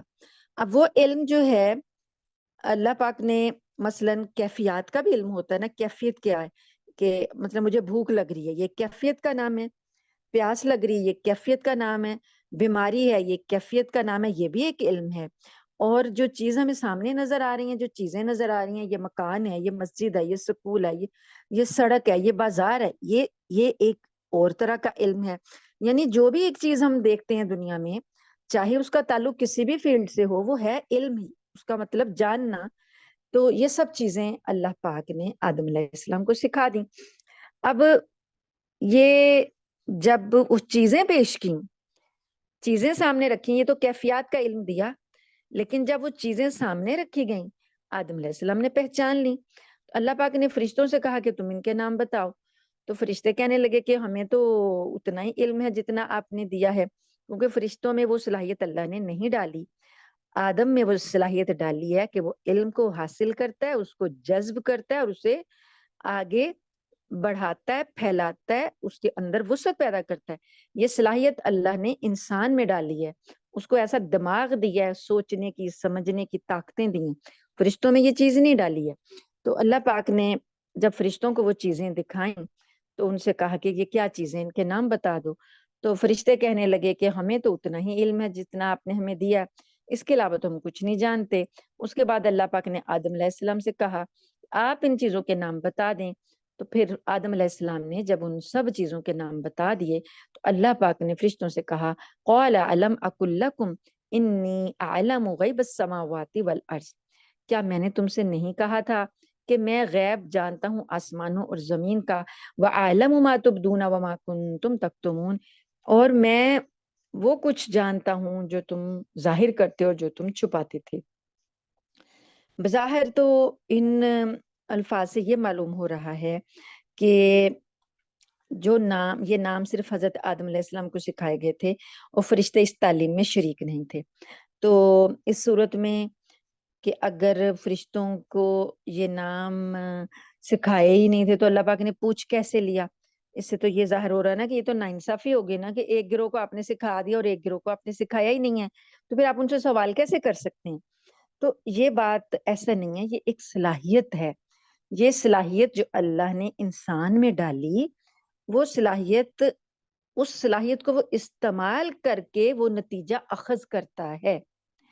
اللہ پاک نے فرشتوں کو یہ بتانا تھا کہ انسان کو جو میں ایک چیز دے رہا ہوں وہ اس چیز سے مزید چیزیں حاصل کر سکتا ہے، جو صلاحیت اس کو میں دے رہا ہوں وہ اس صلاحیت سے کام لے کر نتیجے اخذ کر سکتا ہے، اس سے یہ کائنات کا نظام چلا سکتا ہے، کائنات کو سنبھال سکتا ہے۔ اس لیے جو ہے انسان جو ہے وہ فرشتوں سے افضل ہے۔ تو فرشتوں کے سامنے آدم علیہ السلام کی عظمت کا عملی مظاہرہ اور ان کا امتحان لینے کے لیے انہیں آدم علیہ السلام کو سجدہ کرنے کا حکم دیا گیا تھا۔ تو اب اللہ پاک نے جب یہ عملی مظاہرہ کروا دیا، فرشتوں کے سامنے آدم کی صلاحیتیں جو ہیں کھل کر سامنے آ گئیں، تو اب اللہ پاک نے کہا وَإِذْ قُلْنَا لِلْمَلَائِكَةِ اسْجُدُوا لِآدَمَ فَسَجَدُوا إِلَّا إِبْلِيسَ، اور جب ہم نے فرشتوں سے کہا کہ آدم کو سجدہ کرو، چنانچہ سب نے سجدہ کیا، الا ابلیس، سوائے ابلیس کے، ابا واستکبرا، اس نے انکار کر دیا اور تکبر کیا، وکان من الکافرین، وہ کافروں میں شامل ہو گیا۔ اب جب اللہ پاک نے یہ سجدہ کرنے کا حکم دیا تو یہ سجدہ عبادت کا نہیں تھا، یہ تعظیم کا سجدہ تھا، تعظیمی سجدے کے کسی کی تعظیم کے لیے اس کے آگے جھک جانا۔ یہ سجدہ اس ہمارا جو موجودہ شریعت محمدی ہے اس سے پہلے کی شریعتوں میں بھی جائز تھا، تو یہ پچھلی تمام شریعتوں میں جائز تھا، صرف شریعت محمدیہ میں یہ جائز نہیں ہے۔ تو یہ تعظیمی سجدہ فرشتوں سے اللہ پاک نے آدم علیہ السلام کو کروایا۔ اب اللہ تعالیٰ یہاں پر انسان کی توقیر، اس کا اکرام، اس کی عظمت بتا رہے ہیں کہ جو تم انسان فرشتوں کے لیے میں نے اس کو مسجود کر دیا، مسجود ملائک ہے، فرشتے اس کے آگے جھک رہے ہیں، وہ انسان اتنا اپنے آپ کو گرا لیتا ہے کہ وہ ایک لکڑی اور پتھر کے بت کے آگے سجدہ کرنے لگ جاتا ہے، لکڑی اور پتھر کے بتوں کے آگے سر ٹیک دیتا ہے، اور چھوٹی چھوٹی چیزوں کے آگے اپنی پیشانی ٹیک دیتا ہے۔ تم تو فرشتوں کے لیے، تمہیں تو میں نے فرشتوں سے سجدہ کروا کے عظمت بخشی تھی، اور تم نے اپنے آپ کو کہاں گرا لیا۔ اب یہ جو فرشتے براہ راست تو فرشتوں کو حکم دیا گیا تھا، لیکن اس میں جنات بھی، فقہا کہتے ہیں، مفسرین کہتے ہیں جنات بھی شامل تھے، یعنی اس وقت یہ دو مخلوقات تھیں، اللہ پاک نے ان کو حکم دیا کہ سارے تعظیم کرو۔ تو ابلیس جو تھا اس پر بھی لازم تھا کہ یہ جنات میں تھا تو اس کی پر بھی لازم تھا کہ یہ حکم کی تعمیل کرتا، لیکن ابلیس نے انکار کیا اور اس نے تکبر اختیار کیا، کہنے لگا کہ تو نے مجھے آگ سے پیدا کیا اور آدم کو مٹی سے، اس لیے میں اس سے افضل ہوں، تو میں اسے سجدہ کیوں کروں۔ اس واقعے کا ذکر سورہ آراف میں آئے گا۔ اس واقعے سے دو سبق ملتے ہیں۔ ایک سبق تو یہ ہے کہ اپنے آپ کو دوسروں خود میں، یعنی کہ کسی کے کہنے سے نہیں، خود سے اپنے آپ کو دوسروں سے بڑا سمجھنا، اپنی بڑائی خود بیان کرنا، یہ بہت بڑا گناہ ہے اللہ کے ہاں۔ اور دوسرا سبق یہ ملتا ہے کہ جب اللہ کی طرف سے کوئی واضح حکم آ جائے، چاہے وہ بندے کو سمجھ آئے یا نہ آئے، وہ بجا لانا اس پر لازم ہوتا ہے۔ اس کی حکمت نہیں بھی سمجھ آئی تب بھی اللہ کا حکم ہے، اس کو ماننا لازم ہوتا ہے۔ اس جو نہیں مانے گا، ابلیس نہیں مانا اور اس نے تکبر کر لیا، تو اللہ تعالیٰ نے کیا فرمایا، وَقَانَ مِنَ الْكَافِرِينَ، وہ کافروں میں سے ہو گیا۔ اب اکرام اللہ پاک بتاتے جا رہے ہیں انسان کو کہ دیکھیں تمہیں کتنی عظمت بخشی، کتنی عزت بخشی، اور آگے تم جو آدم علیہ السلام ہیں ان کی عزت کے لیے اللہ پاک نے کیا کہا، وَقُلْنَا يَا آدَمُ اسْكُنْ أَنْتَ وَزَوْجُكَ الْجَنَّةَ وَكُلَا مِنْهَا رَغَدًا حَيْثُ شِئْتُمَا، اور ہم نے کہا آدم تم اور تمہاری بیوی جنت میں رہو اور اس میں سے جہاں سے چاہو جی بھر کے کھاؤ، مگر اس درخت کے پاس بھی مت جانا ورنہ تم ظالموں میں شمار ہوگے۔ وہ کون سا درخت تھا جس سے آدم علیہ السلام کو اور ان کی زوجہ محترمہ کو منع کیا گیا؟ قرآن کریم نے اس کی وضاحت نہیں فرمائی، اور نہ ہمیں اس کے جاننے کی ضرورت ہے، کیونکہ جس چیز کو قرآن نے واضح نہیں کیا ہمیں تکے لگانے کی ضرورت نہیں ہے۔ بس اتنا جان لینا کافی ہے کہ جنت کے درختوں میں ایک درخت ایسا تھا کہ جس کا پھل کھانے سے انہیں روک دیا گیا تھا۔ بعض روایات میں آتا ہے کہ گندم کا درخت تھا، بعض میں انگور کا آتا ہے، مگر کوئی ایسی روایت نہیں ہے کہ جس کو کہ ہم دوسری روایتوں پر ترجیح دے سکے، اختلاف ہے، تو اس لیے اللہ نے نہیں بتایا۔ بہرحال کوئی درخت تھا جنت میں، اب اللہ نے کہا کہ اس کے پاس نہیں جانا، باقی پوری جنت اللہ تعالیٰ نے آدم علیہ السلام کو دے دی کہ تم جہاں سے چاہو کھاؤ، بس یہ ایک چیز نہیں کرنی، یہ ایک چیز نہیں، اس کے پاس نہیں جانا۔ اب اللہ پاک فرماتے ہیں کہ فَأَزَلَّهُمُ الشَّيْطَانُ عَنْهَا فَأَخْرَجَهُمَا مِمَّا كَانَ فِيهِ، پھر ہوا یہ کہ شیطان نے ان دونوں کو وہاں سے ڈگمگا دیا۔ اب اللہ پاک نے یہ نہیں کہا کہ آدم خود بہک گئے یا آدم نے اور اس کی بیوی نے اس کو بہکا دیا، یہ نہیں کہا۔ اللہ نے کہا شیطان نے ان کو بہکا دیا، اور یہ بھی نہیں کہا کہ اکیلے آدم نے گناہ کیا یا اکیلی حوا نے گناہ کیا۔ اللہ نے دونوں کا ذکر کیا کہ دونوں کو بہکا دیا۔ اب عیسائیت اور یہودیت کا مطالعہ کریں تو یہودیت جو ہے وہ، عیسائیت جو ہے، یہ تو عورت کے ایک کو اتنا حقیر اور ذلیل سمجھتے ہیں کہ وہ کہتے ہیں کہ فساد کی جڑ اور گناہ کی طرف آمادہ کرنے والی ہی عورت تھی، آدم کو بہکانے والی ہی عورت تھی۔ تو ان کے ہر جگہ پر ان لوگوں نے اس کو عورت کے معاملات میں، عورت آدم کے معاملات میں عورت کو ہی قصوروار ٹھہرایا۔ لیکن قرآن کیا کہتا ہے؟ قرآن نے کہا ان دونوں کو بہکا دیا اور ان دونوں کو نکلوا دیا مما کانا فیہ، جس میں کہ وہ تھے۔ وَقُلْنَا اهْبِطُوا بَعْضُكُمْ لِبَعْضٍ عَدُوٌّ، تو اب ہم نے ان سے کہا، وہ اپنی جب وہاں سے جو جس حیثیت میں وہ تھے وہاں سے نکلوا دیا، تو اللہ پاک فرماتے ہیں کہ جس عیش میں وہ تھے ان سے نکلوا دیا، تو ہم نے پھر اب آدم سے، ان کی بیوی سے اور ابلیس سے، ابلیس نے بہکایا، شیطان نے بہکایا، تو اب ان تینوں سے اللہ نے کہا کہ اب تم سب یہاں سے اتر جاؤ، جنت سے اتر جاؤ۔ کہاں جانا ہے؟ وَلَكُمْ فِي الْأَرْضِ، زمین میں تمہیں جانا ہے، وہاں تمہارے لیے زمین میں مستقر ومتاع الی حین، تمہارے لیے ایک مدت تک کے لیے میں نے ٹھکانہ رکھ دیا، اور وہاں ایک مقررہ مدت تک کے لیے تم فائدہ اٹھاؤ۔ تو اب یہاں سے تمہیں اترنا ہوگا۔ اب یہ جو چیز تھی کہ اللہ پاک نے پہلے جنت میں بسایا، اس کے بعد وہاں سے اتارا، تو اب یہ چیز ایسی ہے کہ انسان کی منزل بتاتی ہے کہ انسان آیا کہاں سے ہے اور اس نے جانا کہاں ہے۔ جنت سے اسے اتارا زمین میں، تو اب منزل اس کی جنت ہے، کیونکہ وہاں اللہ نے اسے رکھا تھا، تو اب واپس وہیں جانا ہے، تو وہاں جانے کے لیے کوشش کرنی ہے۔ اللہ پاک نے ایک کشش ڈال دی کہ جب انسان کا کوئی بہت اچھا گھر ہوتا ہے، بہت اچھا مسکن ہوتا ہے، بہت اچھا ٹھکانہ ہوتا ہے، اگر اسے وہاں سے ریموو ہونا پڑے، وہاں سے کہیں اور جانا پڑے، تو اسے پیچھے یاد ستاتی رہتی ہے، اپنے گھر کی یاد ستاتی رہتی ہے، اور وہ بے چین رہتا ہے، اور وہ سکون نہیں پاتا، کہیں بھی چلا جائے وہ سکون نہیں پاتا، اس کو دھیان اس کا پیچھے ہی ہوتا ہے کہ میرا اصل ٹھکانہ وہ ہے، میں نے وہیں جانا ہے۔ تو یہ پردیسی لوگ جو ہیں یہ بات زیادہ اچھی طرح سمجھ سکتے ہیں کہ جو پردیس میں چلے تو جاتے ہیں، لیکن پیچھے اپنے وطن کی یاد ستاتی رہتی ہے، تو وہ جب خواہش کرتے رہتے ہیں کہ وہاں جائیں اور رہیں۔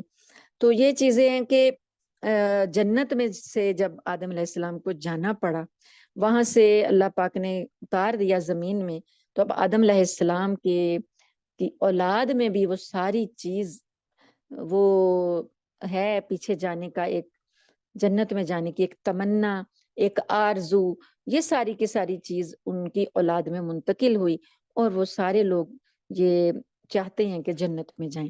اب جتنے بھی مذاہب ہیں آپ دیکھ لیں، جنت کا تصور، جہنم کا تصور سب میں ہے، یہودیت میں بھی ہے، عیسائیت میں بھی ہے، یہ جو ہندوازم ہے اس میں بھی ہے، نام الگ الگ ہیں، لیکن ہے تصور کہ جو بری روحیں ہیں وہ وہاں جاتی ہیں، اور جو اچھی روحیں ہیں وہ ان کا انجام یہ ہوتا ہے، یا کسی کا دوسرا جنم بھی وہ بتاتے ہیں کہ وہ فلان دوسرا جنم بھی اختیار کرتا ہے، لیکن اچھائی اور برائی کے کنسپٹ سے ہی آتا ہے وہ بھی۔ تو یہاں پر سارے ہی چیزیں اللہ پاک نے ایک کشش ڈال کے، اب اللہ پاک نے کہا کہ اب تم زمین میں رہو، اور واپس پلٹ کر پھر اب اعمال کرنا اچھے، تو واپس پلٹ کر اسی مکان میں دوبارہ آ جانا۔ اب 3 لوگوں کو اتارا ہے، شیطان کو بھی اتارا ہے، آدم کو بھی اور حوا علیہ السلام کو بھی۔ اب اللہ پاک فرماتے ہیں کہ آیت نمبر 37، فَتَلَقَّى آدَمُ مِن رَبِّهِ كَلِمَاتٍ فَتَابَ عَلَيْهِ إِنَّهُ هُوَ التَّوَّابُ الرَّحِيمُ۔ آدم علیہ السلام کو غلطی اور اپنی خطا کا جو احساس ہوا، اب یہاں پر چونکہ ان شارٹ بات ہو رہی ہے، آگے بار بار یہ واقعہ آتا جائے گا، بار بار اللہ تعالیٰ نے اس واقعے کے جتنے بھی پہلو ہیں، کسی جگہ پر کوئی حصہ بیان کر دے، کسی جگہ پر کوئی، اور کسی جگہ پر کوئی، تو یہاں پر جو ان شارٹ بات بتائی، درمیان میں کتنا عرصہ ہے، اللہ تعالیٰ کتنے عرصے کے بعد اللہ تعالیٰ نے آدم علیہ السلام کی توبہ قبول کی، یہ ساری باتیں جو ہمیں مختلف روایات میں ملتی ہیں، آدم علیہ السلام کا کیا حال ہوا جنت سے جاتے وقت، وہ کس غم کا شکار ہوئے، کس تکلیف میں وہ رہے، یہ ساری باتیں جو ہیں ہمیں یہاں نہیں بتائی گئیں، لیکن مختلف مقامات پر تھوڑے تھوڑے اشارے دیے گئے ہیں۔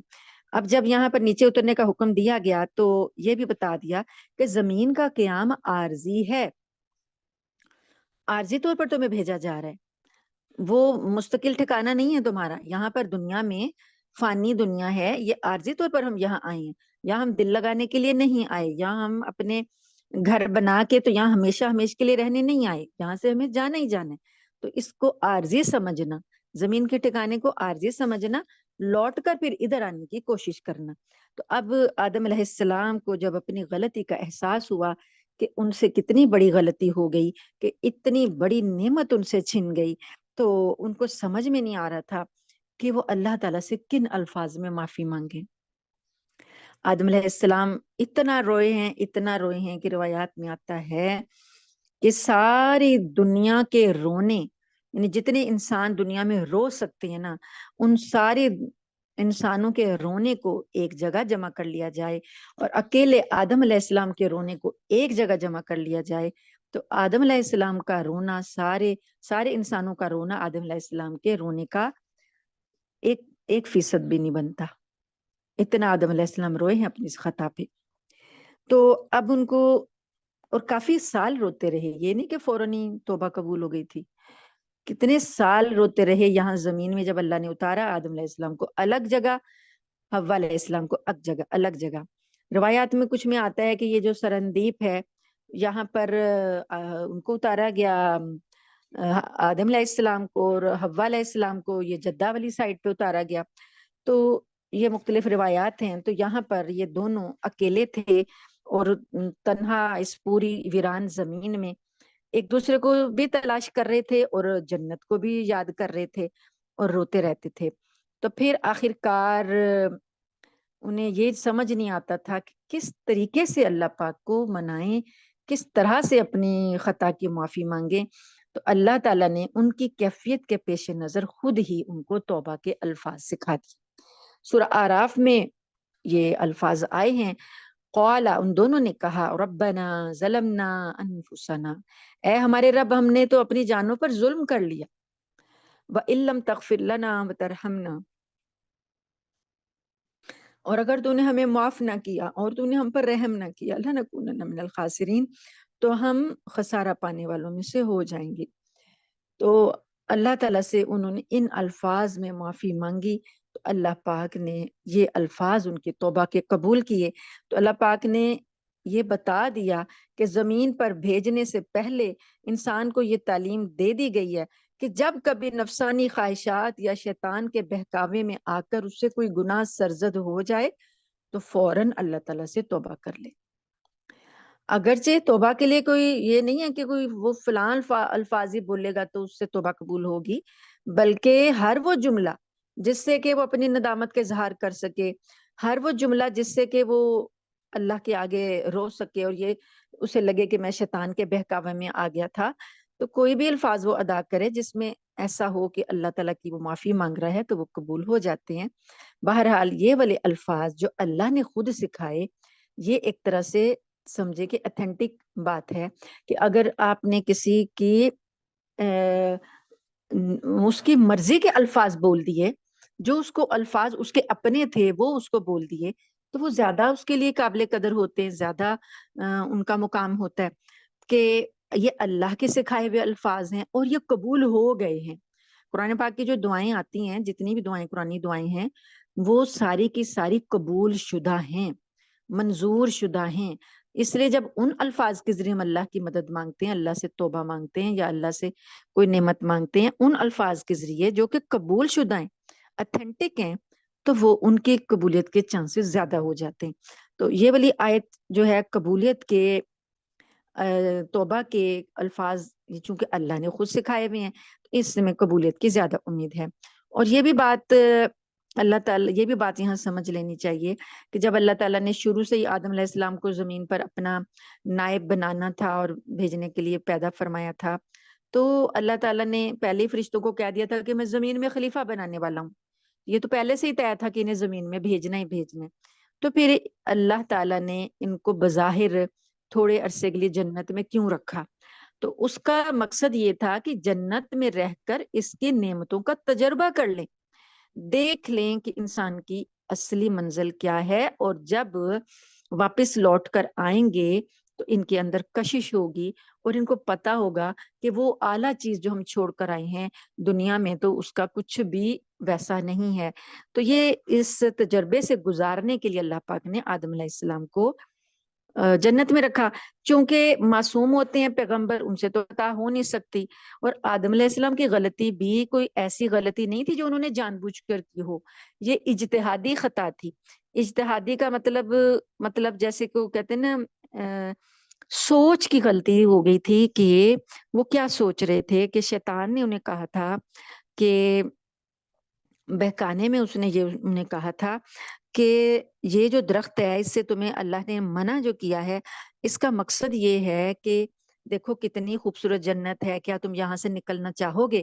تو آدم علیہ السلام نے کہا کہ نہیں، میں تو یہاں سے نہیں نکلنا چاہوں گا. تو کیا تم یہاں ہمیشہ ہمیشہ کے لیے نہیں رہنا چاہتے؟ انہوں نے کہا میں ہمیشہ رہنا چاہتا ہوں. تو شیطان نے انہیں یہ بہکایا کہ اللہ تعالیٰ نے تمہیں اس درخت سے اس لیے منع کیا ہے کہ کہیں تم ہمیشہ کی زندگی نہ پا جاؤ. تو اگر تم ہمیشہ کی زندگی پانا چاہتے ہو نا تو اس درخت کا پھل کھا لو. تو یہ ایک سوچ کی اجتہادی خطا تھی، ورنہ ان کی جان بوجھ کر غلطی نہیں تھی. تو اس لیے اللہ تعالیٰ نے ان کی توبہ بھی قبول فرمائی، اور ساتھ میں یہ بھی کہا کہ پیغمبر جو ہیں وہ غلطی نہیں کرتے. البتہ ایک خطا ہو سکتی ہے جو اجتہادی خطا ہوتی ہے، لیکن اس پر بھی وہ بہت زیادہ ندامت کا اظہار کرتے ہیں اور توبہ کرتے ہیں. اور دوسری بات یہ کہ اس بات سے عیسائی یہ کہتے ہیں کہ انسان جو ہے پیدائشی گناہ گار ہے. یہ عیسائیوں کا عقیدہ ہے. وہ کہتے ہیں کہ گناہ کا جو تصور ہے یہ پیدائشی طور پر انسان کے سرشت میں داخل کر دیا گیا ہے. اس وجہ سے ہر بچہ جو پیدا ہوتا ہے وہ ماں کے پیٹ سے گناہ گار پیدا ہوتا ہے. تو اس مشکل کے حل کے لیے اللہ تعالیٰ کو اپنا بیٹا دنیا میں بھیجنا پڑا مسیح کی صورت میں، اور اس نے اپنی جان کی قربانی دی تاکہ وہ اللہ کو راضی کرے، اور اللہ کو راضی کر کے تمام انسانیت کو اس گناہ سے نجات دلائے. یہ عقیدہ عیسائیوں نے گھڑا. تو اللہ پاک نے دو ٹوک الفاظ میں یہ اعلان فرما دیا کہ اللہ تعالیٰ نے تو ان کی توبہ قبول فرما لی تھی. اللہ پاک نے تو خود کہا ہے کہ میں نے ان کو الفاظ سکھائے، اور انہ هو التواب الرحیم فتاب علیہ، اللہ نے تو خود ان کی توبہ قبول فرما لی تھی. تو قرآن تو بتا رہا ہے کہ انسان آدم علیہ السلام کی توبہ قبول ہو گئی تھی، تو کوئی بھی انسان گناہ گار پیدا نہیں ہوتا. ہر بچہ دنیا میں جو آتا ہے وہ گناہوں سے پاک پیدا ہوتا ہے، اور جب تک کہ اس کے شعوری طور پر وہ اس پر احکام نافذ نہیں ہوتے، اس سے کا جو ہے کوئی گناہ جو ہے نا اس کا نہیں لکھا جاتا. جہاں پر ایک کے گناہ کا بوجھ دوسرے پر بھی نہیں ڈالا جا سکتا. عیسائی یہ کہہ رہے ہیں نا کہ ہر بچہ گناہ گار پیدا ہوتا ہے تو گناہوں کا بوجھ کے لیے اللہ نے کو مسیح بھیجنا پڑا. تو اس کا مطلب یہ ہوا کہ آدم علیہ السلام کے گناہ کا بوجھ اللہ کے بیٹے نے نعوذ باللہ ادا کیا. تو یہ قرآن کا تصور نہیں ہے، یہ عیسائیت کا تصور ہے. اللہ تعالیٰ کے قانون عدل میں ایک شخص کے گناہ کا بوجھ دوسرے کے سر پر نہیں ڈالا جاتا. اللہ پاک نے فرمایا قُلْنَا اهْبِطُوا مِنْهَا جَمِيعًا، تو ہم نے کہا اب تم یہاں سے اتر جاؤ. پھر اگر میری طرف سے کوئی ہدایت تمہیں پہنچے تو جو لوگ میری ہدایت کی پیروی کریں گے ان کو نہ کوئی خوف ہوگا اور نہ وہ کسی غم میں مبتلا ہوں گے، اور جو لوگ کفر کا ارتکاب کریں گے اور ہماری آیتوں کو جھٹلائیں گے وہ دوزخ والے لوگ ہیں جہاں وہ ہمیشہ رہیں گے. اب اگلی جو آیت ہے وہ بنی اسرائیل کا واقعہ، یہاں سے ان کی پوری ہسٹری جو ہے وہ یہاں سے شروع ہو رہی ہے. یا بنی اسرائیل اذکروا نعمتی التی انعمت علیکم واوفوا بعہدی اوف بعہدکم وایای فارہبون. اے بنی اسرائیل میری وہ نعمت یاد کرو جو میں نے تم کو عطا کی تھی، اور تم مجھ سے کیا ہوا عہد پورا کرو تاکہ میں بھی تم سے کیا ہوا عہد پورا کروں، اور تم کسی اور سے نہیں بلکہ صرف مجھ ہی سے ڈرو. اب جو پہلا جو سلسلہ کلام تھا نا وہ ساری انسانیت سے اللہ پاک نے جب یا ایھا الناس اعبدوا کہہ کر کیا. اب یہاں سے اللہ تعالیٰ نے خاص طور پر بنی اسرائیل، کیونکہ یہ مدنی صورت ہے نا، تو مدنی صورتوں میں اللہ تعالیٰ کا جو خطاب ہے وہ ان سے، یہودیوں سے، عیسائیوں سے الگ سے بھی ہے، کیونکہ مکہ کی جو مکی صورتیں ہیں ان میں مکہ میں چونکہ بنی اسرائیلیوں سے واسطہ نہیں تھا، تو ان سے واسطہ آ کر مدینہ میں ہوا، اس وجہ سے یہاں مدنی صورتوں میں ان کا ذکر آئے گا۔ اسرائیل کا جو لفظ ہے یہ حضرت یعقوب علیہ السلام کا دوسرا نام ہے۔ یعقوب علیہ السلام کا ایک نام یعقوب ہے، تو دوسرا نام اسرائیل ہے، یہ ایک طرح سے ان کا ایک لقب ہے۔ تو یہ عبرانی زبان کا لفظ ہے، تو اس کا معنی ہے اللہ کا بندہ۔ عبداللہ جیسے ہم اپنی عربی میں عبداللہ کہتے ہیں، تو عبرانی میں اسرائیل کہتے ہیں۔ اب جو ان کی اولاد ہے اس نے اولاد اسرائیل کہتے ہیں۔ اولاد اسرائیل کو اولاد جو ہے اس کو عربی میں بنی کہتے ہیں، ابنا کہتے ہیں، تو یہ بنی اسرائیل کہلائے۔ تمام یہودی اور تمام عیسائی یہ سارے اسی نسل سے ہیں، حضرت یعقوب علیہ السلام کی نسل سے۔ مدینہ منورہ میں یہودیوں کی اچھی خاصی تعداد آباد تھی، تو رسول کریم صلی اللہ علیہ وآلہ وسلم نے مدینہ منورہ پہنچنے کے بعد نہ صرف ان کو اسلام کی دعوت دی تھی بلکہ ان سے امن کا معاہدہ بھی فرمایا تھا۔ یہ ہم نے سیرت کی کتاب میں انشاءاللہ تفصیل سے پڑھ لیں گے۔ لہٰذا اس مدنی صورت میں اللہ پاک نے آیت 143 تک مسلسل بنی اسرائیل کا جو تذکرہ کیا ہے اس میں انہیں اسلام کی دعوت بھی دی ہے، اور ان کو نصیحت کے ساتھ ساتھ جو یہ پہلے گناہ کرتے رہے ہیں اس پر بھی اللہ پاک نے انہیں متنبہ کیا ہے۔ اور شروع میں تو اللہ پاک نے یہ انہیں یاد دلایا کہ تم اللہ کے شکر گزار بندے بنو، اللہ نے تمہیں بہت سی جو نعمتیں دی ہیں ان کو یاد کرو، اور جو تم نے اللہ سے وعدے کیے ہوئے ہیں ان کو بھی پورا کرو، تاکہ جو اللہ نے تم سے وعدہ کیا ہوا وہ اللہ تعالیٰ تم سے وعدہ پورا کرے۔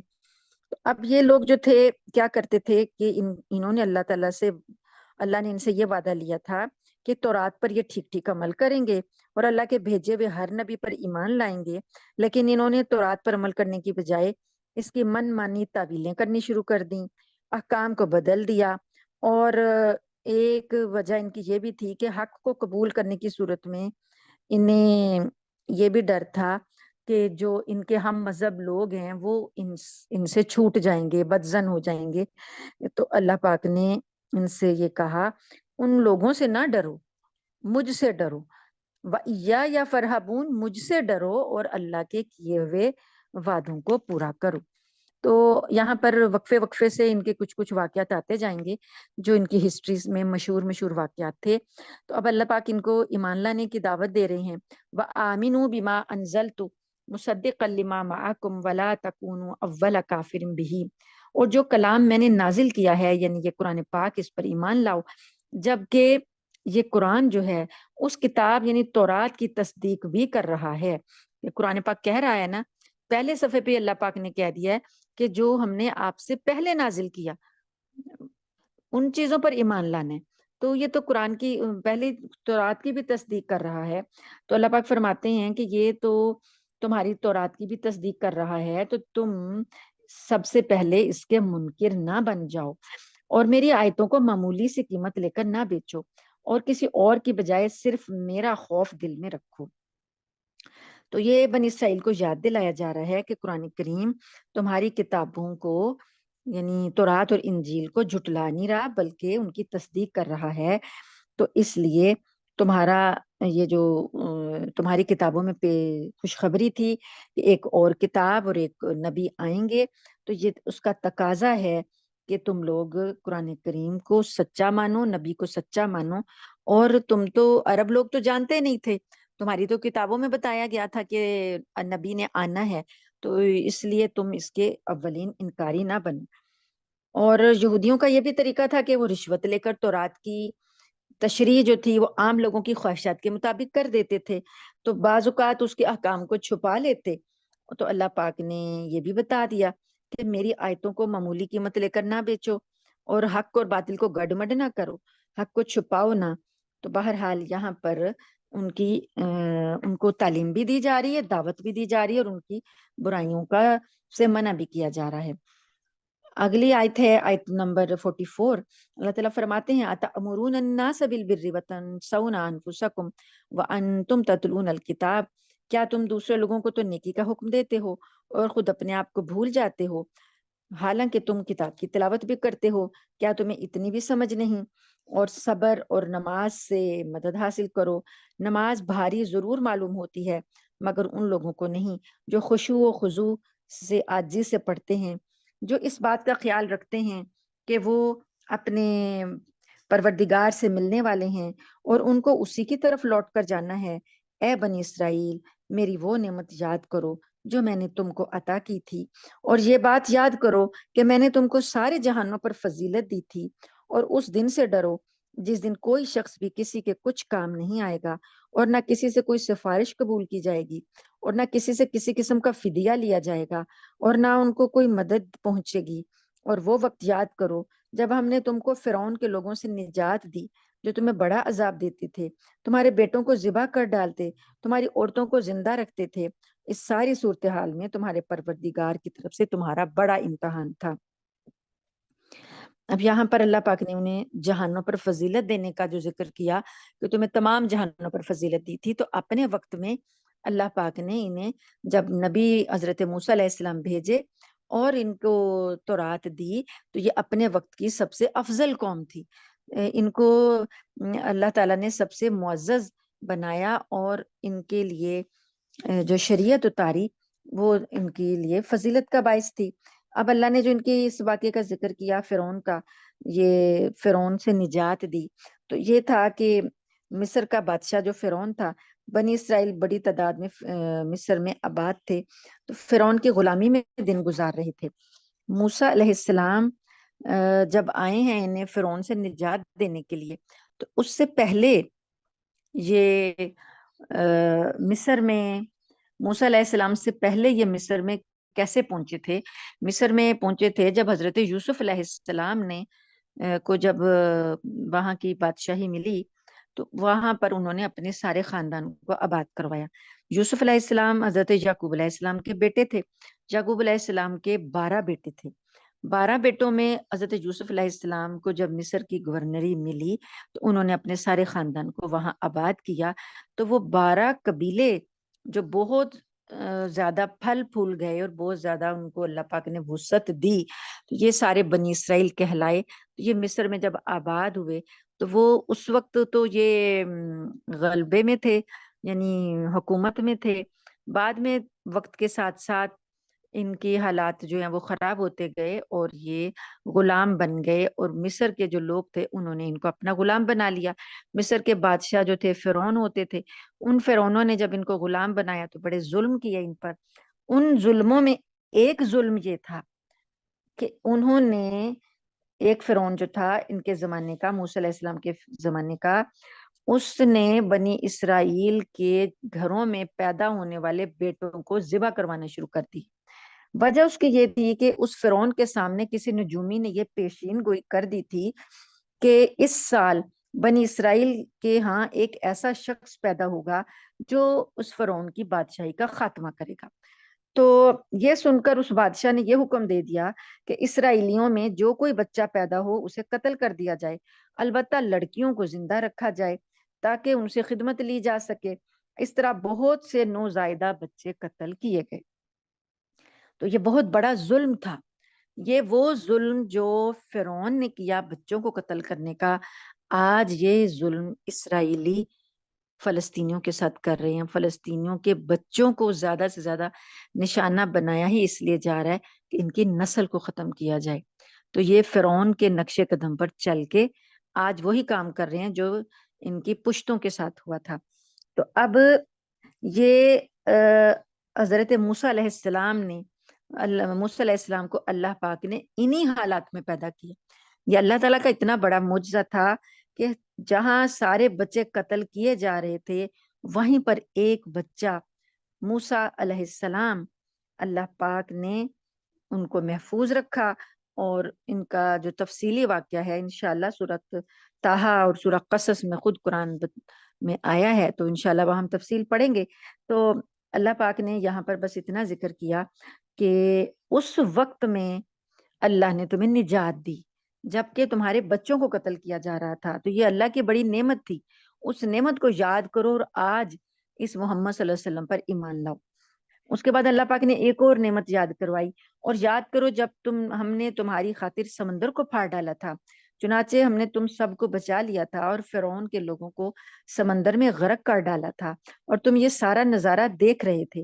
اور وہ وقت یاد کرو جب ہم نے موسیٰ سے 40 راتوں کا وعدہ ٹھہرایا تھا، پھر تم نے ان کے پیچھے اپنی جانوں پر ظلم کر کے بچڑے کو معبود بنا لیا، پھر اس سب کے بعد بھی ہم نے تم کو معاف کر دیا تاکہ تم شکر ادا کرو۔ اب یہ ایک ہی بار میں 3-4 واقعات اللہ پاک نے اکٹھے جہاں پر ذکر کر دیے۔ ایک تو یہ جو ہے سمندر کو پھاڑ ڈالا اور تمہیں بچا لیا، وہ یہ کہ حضرت موسیٰ علیہ السلام کو اللہ نے حکم دیا کہ ان سارے بنی اسرائیلیوں کو لے کر آپ مصر سے نکل جائیں، کیونکہ فرعون ان کو جانے بھی نہیں دیتا تھا۔ ایک یہ بات ہے نا کہ کوئی غلام ہے، اس غلام کو وہ اگر فرار ہونا چاہتا ہے تو اسے فرار بھی نہیں ہونے دیتے، جانے بھی نہیں دیتے، جیسے کہ مکہ والے ظلم کر رہے تھے نا نبی کریم صلی اللہ علیہ وسلم کے ساتھیوں پر، اور وہ وہاں سے جانا چاہتے تھے تو ان کو جانے بھی نہیں دیتے تھے۔ ایسے ہی فرعون ان کو غلام بنا کے رکھنا چاہتا تھا اور ان کو کہیں جانے بھی نہیں دیتا تھا۔ تو راتوں رات موسیٰ علیہ السلام ان کو لے کر نکلے اللہ کے حکم سے۔ تو جب آگے جا رہے تھے تو آگے دریا آیا جس کو کہ پار کرنا تھا۔ اب جب پار کرنے کے لیے ابھی وہاں پہنچے بھی نہیں تھے، پیچھے سے فرعونی لشکر بھی آ گیا ان کا پیچھا کرتے ہوئے، تب آگے سمندر تھا اور پیچھے فرعون کا لشکر تھا، یہ درمیان میں رہ گئے موسیٰ علیہ السلام اور بنی اسرائیلی۔ تو اب ان کے لیے اور کوئی راستہ نہیں تھا کہیں جانے کا، تو اللہ پاک نے سمندر کو ان کی خاطر پھاڑ دیا، 2 ٹکڑے کر دیا۔ موسیٰ علیہ السلام کو حکم دیا کہ اپنا عصا سمندر پر ماریں، موسیٰ علیہ السلام نے مارا اور سمندر کے 2 ٹکڑے ہو گئے۔ ان کی خاطر آنکھوں کے سامنے اتنا بڑا معجزہ ہوا، اللہ نے خشک راستے بنا دیے اور یہ سارے کے سارے وہ دریا پار کر گئے۔ تو اللہ پاک فرماتے ہیں کہ تمہاری آنکھوں کے سامنے اسی دریا میں سے ہم نے تمہیں پار لگایا۔ اب اسی دریا میں فرعونی لشکر جب تمہارے پیچھے آیا تو ہم نے تمہاری آنکھوں کے سامنے انہیں غرق کر دیا، وَأَنْتُمْ تَنْظُرُونَ، اور تم دیکھ رہے تھے۔ وہی دریا بعد میں پھر مل گیا اور سمندر فرعونی لشکر سارا کا سارا اس میں غرق ہو گیا۔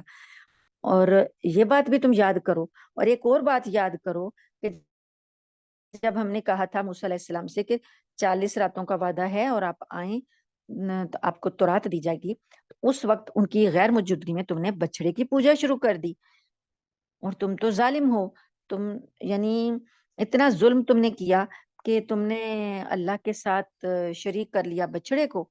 تو پھر اس واقعے کے بعد بھی ثم عفونا عنکم، ہم نے تمہیں معافی دی، من بعد ذالک، اس واقعے کے بعد بھی، اتنے بڑے ظلم کے بعد بھی تمہیں معافی دی، لعلکم تشکرون، تاکہ تم شکر ادا کرو۔ وَإِذْ آتَيْنَا مُوسَى الْكِتَابَ وَالْفُرْقَانَ لَعَلَّكُمْ تَهْتَدُونَ، اور یاد کرو وہ وقت جب ہم نے موسیٰ علیہ السلام کو کتاب دی اور معجزے دیے تاکہ تم ہدایت پاؤ۔ تمہیں تمہاری ہدایت کا سامان کرنے کے لیے اللہ نے ہدایت نامہ بھیجا تاکہ تمہیں ہدایت ملے۔ تو اس وقت بھی تم لوگوں نے، یہ ایک اللہ کا انعام تھا جس کی تم نے قدر نہیں کی۔ اور وَإِذْ قَالَ مُوسَىٰ لِقَوْمِهِ يَا قَوْمِ إِنَّكُمْ ظَلَمْتُمْ أَنفُسَكُمْ بِاتِّخَاذِكُمُ الْعِجْلَ فَتُوبُوا إِلَىٰ بَارِئِكُمْ فَاقْتُلُوا أَنفُسَكُمْ، اور جب موسیٰ نے اپنی قوم سے کہا تھا اے میری قوم، حقیقت میں تم نے بچڑے کو معبود بنا کر خود اپنی جانوں پر ظلم کیا ہے، لہٰذا اب اپنے خالق سے توبہ کرو اور اپنے آپ کو قتل کرو، تمہارے خالق کے نزدیک یہی تمہارے حق میں بہتر ہے۔ اب ان کی توبہ کیسے قبول ہوئی کہ جب انہوں نے یہ ظلم کر لیا، بچڑے کو معبود بنا لیا، تو اللہ پاک نے پھر انہیں حکم دیا موسیٰ علیہ السلام کے ذریعے سے کہ آپس میں ایک دوسرے کو قتل کرنا ہے۔ کیسے کہ جنہوں نے کھل کے اس کی پوجا کر لی تھی ان کو قتل کرنا ہے۔ کرنا کس نے ہے؟ انہی کے اپنے رشتہ داروں نے، جنہوں نے تو بچڑے کی پوجا تو نہیں کی تھی لیکن ان کو منع بھی نہیں کیا تھا۔ ان کو حکم دیا گیا کہ اب اپنے ہاتھ سے جتنا جس کا کوئی قریبی رشتہ دار تھا وہ خود ہی اس کو قتل کرے گا، پھر تمہیں معافی ملے گی۔ تو اللہ پاک فرماتے ہیں کہ فتاب علیکم، اللہ پاک نے پھر تمہاری توبہ قبول کی، انہ هو التواب الرحیم، بے شک وہ بہت زیادہ توبہ قبول کرنے والا، رحم کرنے والا ہے۔ اب ایک سوال ذہن میں آ سکتا ہے کہ ویسے اللہ پاک نے آدم علیہ السلام کو توبہ کے کلمات سکھا دیے اور انہوں نے توبہ مانگی، اللہ نے دے دی۔ اب یہ ہم لوگوں کو بھی جو توبہ سکھائی گئی ہے، ہم لوگ زبان سے توبہ کرتے ہیں تو ہماری توبہ قبول ہو جاتی ہے۔ اللہ پاک نے وعدہ کیا ہوا ہے کہ جو مجھ سے زبان سے توبہ کرے گا، آئندہ نہ کرے گا گناہ اور شرمندہ ہوگا، میں اس کو معاف کر دوں گا۔ ان لوگوں کے ساتھ اتنی سختی ہوئی کہ ان کو کہا گیا کہ جس نے گناہ کیا وہ اس کو قتل کیا جائے۔ یہ اتنی سختی ان کے لیے کیوں ہوئی؟ اس کی وجہ یہ ہے کہ یہ قوم جو تھی، یہ قوم اللہ تعالیٰ کی کسی بات کو ایسے مانتی نہیں تھی جب تک کہ خود سے سارا کچھ نہ دیکھ لیتی۔ ان کی آنکھوں کے سامنے اللہ نے بڑی بڑی نشانیاں دکھائیں، یہ کوئی بھی بات زبانی نہیں مانی، ہر چیز میں نشانی، ہر چیز میں نشانی، ہر چیز میں نشانی۔ اور اتنی بڑی بڑی ان کو اللہ نے معجزے دکھائے، نشانیاں دکھائیں، ان کو ایمان لانے کے لیے ان کے لیے بہت بڑے بڑے کام ان کے سامنے کیے۔ تو جب یہ ہر چیز میں انتہا سے آگے جاتے تھے، اس لیے ان کے لیے سزائیں بھی اتنی ہی سخت ہیں کہ اپنی آنکھوں سے دیکھا تم نے، سمندر کو پھٹتے ہوئے دیکھا، اپنی آنکھوں سے تم نے فرعون کو غرق ہوتے ہوئے دیکھا، اپنی آنکھوں سے تم نے اللہ پاک نے تمہارے ساتھ جو جو انعامات کی وہ سب نظر آ رہے ہیں تمہیں، اس کے باوجود تم نے بچڑے کی کو معبود بنا لیا، اس رب کو بھول گئے 40 دن کے اندر اندر۔ موسیٰ علیہ السلام تمہارے لیے تورات لینے گئے اور پیچھے سے تم 40 دن کے اندر اندر اپنے رب کو چھوڑ کر بچڑے کو پوجا کرنے لگ گئے ہو، شیطان کے پیچھے لگ گئے ہو۔ کہ یہ اتنا بڑا واضح گناہ تھا کہ بچڑا انہوں نے سامنے کھڑا کر کے اس کی پوجا شروع کر دی۔ تو اس لیے جتنا بڑا گناہ ہوتا ہے سزا بھی اتنی بڑی ہوتی ہے۔ تو اللہ پاک نے ان کو ان کی توبہ کی صورت نہ بھی بنتی تو اللہ پاک کو کوئی پوچھنے والا نہیں ہے، لیکن انصاف کا تقاضا یہ ہے کہ اللہ پاک نے کہا کہ اگر توبہ مانگتے ہو تو پھر یہ کرو تاکہ تمہاری توبہ قبول ہو جائے۔ تو جن لوگوں نے منع نہیں کیا تھا، صرف وہ لوگ بخشے گئے جنہوں نے منع کیا تھا، اس حکم سے، اس ظلم سے منع کیا تھا۔ آگے اللہ پاک فرماتے ہیں وَإِذْ قُلْتُمْ يَا مُوسَىٰ لَن نُؤْمِنَ لَكَ حَتَّىٰ نَرَى اللَّهَ جَهْرَةً فَأَخَذَتْكُمُ الصَّاعِقَةُ وَأَنْتُمْ تَنظُرُونَ۔ دیکھیں اب ان کی جرأت اور جسارت دیکھیں کہ یہ اللہ تعالیٰ کو دیکھنے کی جسارت کر رہے ہیں اور کہتے ہیں کہ اے موسیٰ ہم تم پر ایمان ہی نہیں لائیں گے جب تک ہم اللہ کو خود نہ دیکھ لیں۔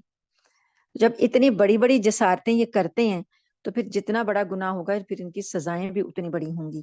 تو اللہ پاک فرماتے ہیں کہ تم یہ بات بھی یاد کرو کہ جب تم نے موسیٰ علیہ السلام کو یہ تک کہہ دیا تھا کہ ہم اس وقت تک تمہارا یقین ہی نہیں کریں گے جب تک تم ہم اللہ کے پاس لے جاؤ، جہاں تم جاتے ہو وہاں ہمیں لے جاؤ اور ہمیں دیکھا، ہم اللہ کو اپنی آنکھوں سے دیکھیں۔ نتیجہ کیا ہوا؟ فَأَخَذَتْكُمُ الصَّاعِقَةُ، نتیجہ یہ ہوا کہ کڑکے نے تمہیں اس طرح آپ پکڑا، وَأَنْتُمْ تَنْظُرُونَ، اور تم دیکھتے رہ گئے۔ وہاں پر اللہ پاک نے یہ واقعہ اس وقت ہوا جب حضرت موسیٰ علیہ السلام کوہ طور سے تورات لے کر تشریف لائے۔ پہلے تو آپ نے یہ دیکھا کہ اس قوم تو ساری گمراہ ہو گئی ہے، بچڑے کی پوجا کرنے لگ گئی ہے۔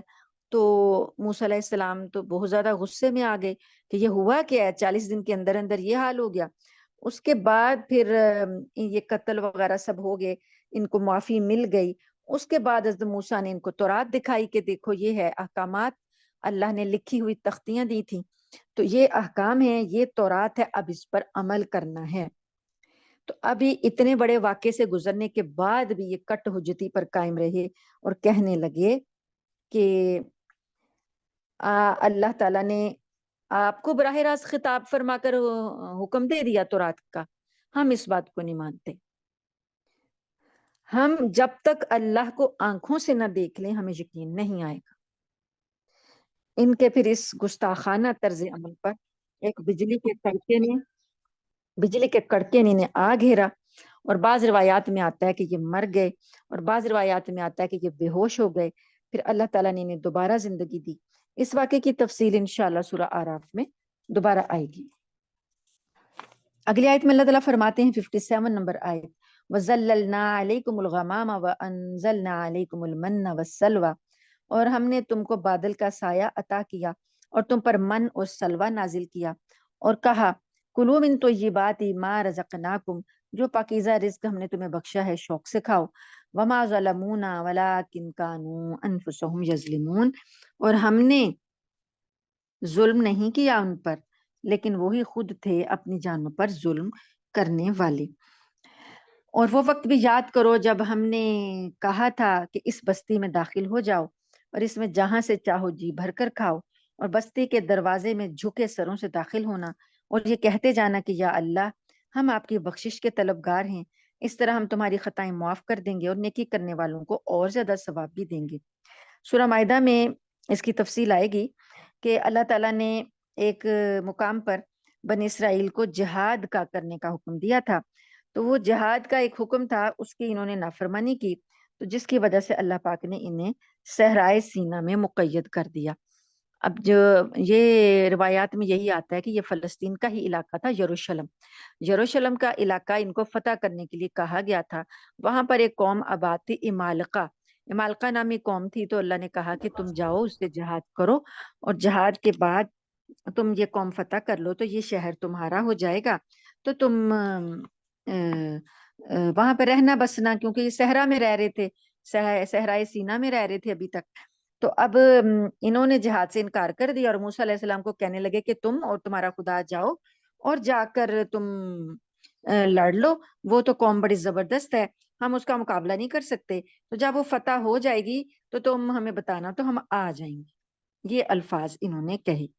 پھر اللہ پاک نے ان کی اس نافرمانی کی وجہ سے ان کو 40 سال تک کے لیے وہ زمین ان پر حرام کر دی اور یہ صحرائے سینا میں بھٹکتے رہے۔ تو اللہ پاک نے یہ ان کو اس بات کا ذکر کیا کیونکہ صحرا میں کوئی چھت نہیں تھی نا ان کے سروں پر، اللہ تعالیٰ بادلوں کے دھوپ سے بچنے کے لیے بادلوں کا سایہ ان پر کرتے رہتے تھے، اور بادل اس طرح ہر وقت ان کے سر پہ سایہ فگن رہتے تھے کہ اگر دو بنی اسرائیلی جا رہے ہوتے ان کے سروں کے اوپر بادل کا سایہ ہوتا، جب وہ دونوں الگ ہوتے الگ الگ سمتوں میں جاتے تو بادل کا سایہ بھی 2 حصوں میں تقسیم ہو جاتا، اور ہر وقت ہر ایک کے اوپر بادل کا سایہ رہتا تھا تاکہ انہیں دھوپ نہ لگے۔ تو یہ بھی ایک واضح اللہ تعالیٰ کا انعام تھا، علامت تھی جو یہ اپنی آنکھوں سے دیکھتے تھے۔ پھر صحرائے سینا میں کوئی غذا بھی دستیاب نہیں تھی، تو اللہ پاک نے ان کے لیے من اور سلوہ کی شکل میں بہترین خوراک جنت سے نازل فرمائی۔ من جو ہے وہ روایات کے مطابق آتا ہے کہ جیسے ہمارا نارنگی یا نارنجی ہوتی تھی نا پہلے، سنگترا ٹائپ کوئی چیز ہوتی تھی، وائٹامن سی کا اس کے اندر ہوتا تھا خزانہ، تو وہ ترنجبین بھی بولتے اس کو، تو یہ کثرت سے اللہ نے اس علاقے میں پیدا کر دی۔ تو اور سلوا سے مراد تھی چھوٹے چھوٹے پرندے ہوتے تھے بٹیر کی طرح سے، وہ پرندے جو تھے بنی اسرائیل کی قیامگاہوں کے آس پاس کثرت سے منڈلاتے رہتے، اور جب کوئی انہیں پکڑنا چاہتا تو وہ مزاحمت نہیں کرتے تھے، ہاتھ میں آ جاتے تھے، اور بنی اسرائیلی جو تھے ان کو پکڑتے اور ان کو بھون کر کھا لیتے۔ تو یہ بڑی نعمتیں دو اللہ پاک نے دی کہ انہیں اللہ پاک نے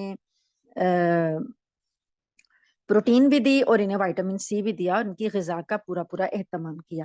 تو اللہ پاک کہتے ہیں کہ ہم نے تو تمہیں نعمتیں دی تھیں، تمہیں نے نہ قدری کی، ہم نے تم پر ظلم نہیں کیا بلکہ تم نے خود اپنی جانوں پر ظلم کیا۔ پھر کیا ہوا؟ اللہ پاک نے کہا کہ جب 40 سال تک تو یہ بھٹکتے رہے نا سرائے سینا میں، وہ زمین ان پر حرام کر دی گئی۔ پھر اس کے بعد جب انہوں نے 40 سال کے بعد دوبارہ اس شہر کو فتح کیا، جب فتح کیا تو اللہ پاک نے انہیں کلمہ سکھایا، انہیں کہا کہ جب اس شہر میں داخل ہونا تو اللہ کے لیے یہ کلمہ ادا کرنا۔ وہ کلمہ کیا تھا؟ اللہ نے فرمایا قولوا حطۃ، حطۃ لفظ کہنا، حطۃ عبرانی زبان کا لفظ، اس کا مطلب تھا کہ ہمیں بخش دیجئے، جیسے ہم کہتے ہیں نا استغفر اللہ، استغفر اللہ، جمع کے صیغے میں ہم کہتے ہیں نستغفر اللہ، تو یہ حطۃ ان کا یہی مطلب تھا کہ اے اللہ ہم تجھ سے بخشش چاہتے ہیں۔ ان ظالموں نے وہ کلمہ بھی بدل ڈالا، وہ لفظ بھی بدل ڈالا۔ اللہ فرماتے ہیں فبدل الذین ظلموا قولا غیر الذی قیل لهم فانزلنا علی الذین ظلموا رجزا من السماء بما كانوا یفسقون۔ مگر ہوا یہ کہ جو بات ان سے کہی گئی تھی ظالموں نے اسے بدل کر ایک اور بات بنا لی۔ अब इन्होंने क्या बनाया, इन्होंने हिंततुन बना लिया। हित्ततुन के अंदर नून डाल के, नून का इजाफा करके हिंततुन। हिंततुन जो लफ्ज था, आप देखते जाना, सारा आप नोट करते जाना कि जो हुक्म अल्लाह ने दिया, हर हुक्म के अंदर इन्होंने नाफरमानी की, तब्दीली की, अपनी मर्जियां की, कोई हुक्म सीधे तरीके से माना ही नहीं। अब ये हिंततुन का मतलब क्या था? गंदुम, जौ में गंदुम, गंदुम में जौ या जौ में गंदुम, इसका क्या मतलब था? कोई मतलब नहीं था। यानी कि हम गंदुम चाहते हैं, हम जमीन जिस इलाके में हम जा रहे हैं वहां हम करना क्या, हम बस गंदुम की खातिर इस इलाके में आ रहे हैं, तो कुछ मतलब नहीं बनता था। इन्होंने क्या किया, तो जिस बात का अल्लाह ने कहा था कि सजदा करते हुए दाखिल होना, वदखुलुल बाबा सुज्जदन, जब सर झुका के शहर के दरवाजे में दाखिल होना। नबी करीम सल्लल्लाहु अलैहि वसल्लम की सीरत तैयबा से हमें ये वाकया मिलता है कि नबी करीम सल्लल्लाहु अलैहि वसल्लम ने जब मक्का को फतह किया, मक्का को फतह किया, तो जिस ऊंटनी पर आप सवार थे, आपका सर इतना झुका हुआ था कि रिवायात में आता है कि आप सल्लल्लाहु अलैहि वसल्लम का सर मुबारक बार बार ऊंटनी की कोहान से टकरा रहा था, और आपका सर इतना झुका हुआ था कि आपकी दाढ़ी मुबारक कोहान के साथ लग रही थी। तो ये आजिजी थी कि आप 8 साल के बाद जब उसी शहर से जिससे निकाला गया, उसी शहर में फाते की हैसियत से दाखिल हो रहे हैं, तो आप अल्लाह के आगे इतना झुके हुए थे कि आपने अल्लाह के शुक्र में सर को झुकाया हुआ था। हालांकि अल्लाह ताला ने उस वक्त तो ऐसी कोई आयत नहीं नाजिल की थी, लेकिन इनको तो हुक्म दिया गया बाकायदा कि तुम लोगों ने सजदा करते हुए दाखिल होना है दरवाजे में, और हित्ततुन कहना है। लेकिन इन्होंने, जालिमों ने, उसको बात को भी बदल डाला, और जो सजदा करने का कहा गया उस तरीके को भी बदल डाला, और अपनी सीरीन के बहल घिसटते हुए ये दाखिल हुए। तो अल्लाह पाक ने फिर इसीलिए इनकी हर नाफरमानी पर इन्हें सजाएं भी उसी वक्त दी। अल्लाह ताला कहते हैं हमने आसमान से अजाब नाजिल किया और इन जालिमों पर। तो और वो वक्त भी याद करो कि जब मूसा ने अपनी कौम के लिए पानी मांगा, तो हमने कहा अपनी लाठी पत्थर पर मारो, चुनाचे उस पत्थर से 12 चश्मे फूट निकले। हर एक कबीले ने अपनी पानी लेने की जगह मालूम कर ली। हमने कहा अल्लाह का दिया हुआ रिस्क खाओ पियो, और जमीन में फसाद मचाते मत फिरो। ये वाकया सहराए सीना का है कि सहरा में जब ये आए, तो सहरा में खाने के लिए तो अल्लाह पाक ने वो नाजिल कर दिए ये मन और सलवा, और पीने के लिए अल्लाह पाक ने वहां एक पत्थर था, चट्टान थी। हजरत मूसा को हुक्म दिया कि इस पे आप अपना असा मारेंगे तो इसमें से 12 चश्मे फूट निकलेंगे। 12 कबीले थे, हर कबीले को एक एक चश्मा पानी का मिल गया। तो अल्लाह फरमाते हैं तुम्हारे सामने हमने ये तुम्हारे लिए इंतजाम किया, और एक ही बात तुम्हें कही थी कि खाओ पियो अल्लाह के रिज़्क से, बस जमीन में नाफरमानी ना करना, बस यही एक हुक्म था, और कुछ भी हुक्म नहीं था। तो लेकिन तुमने इसको हुक्म को नहीं माना।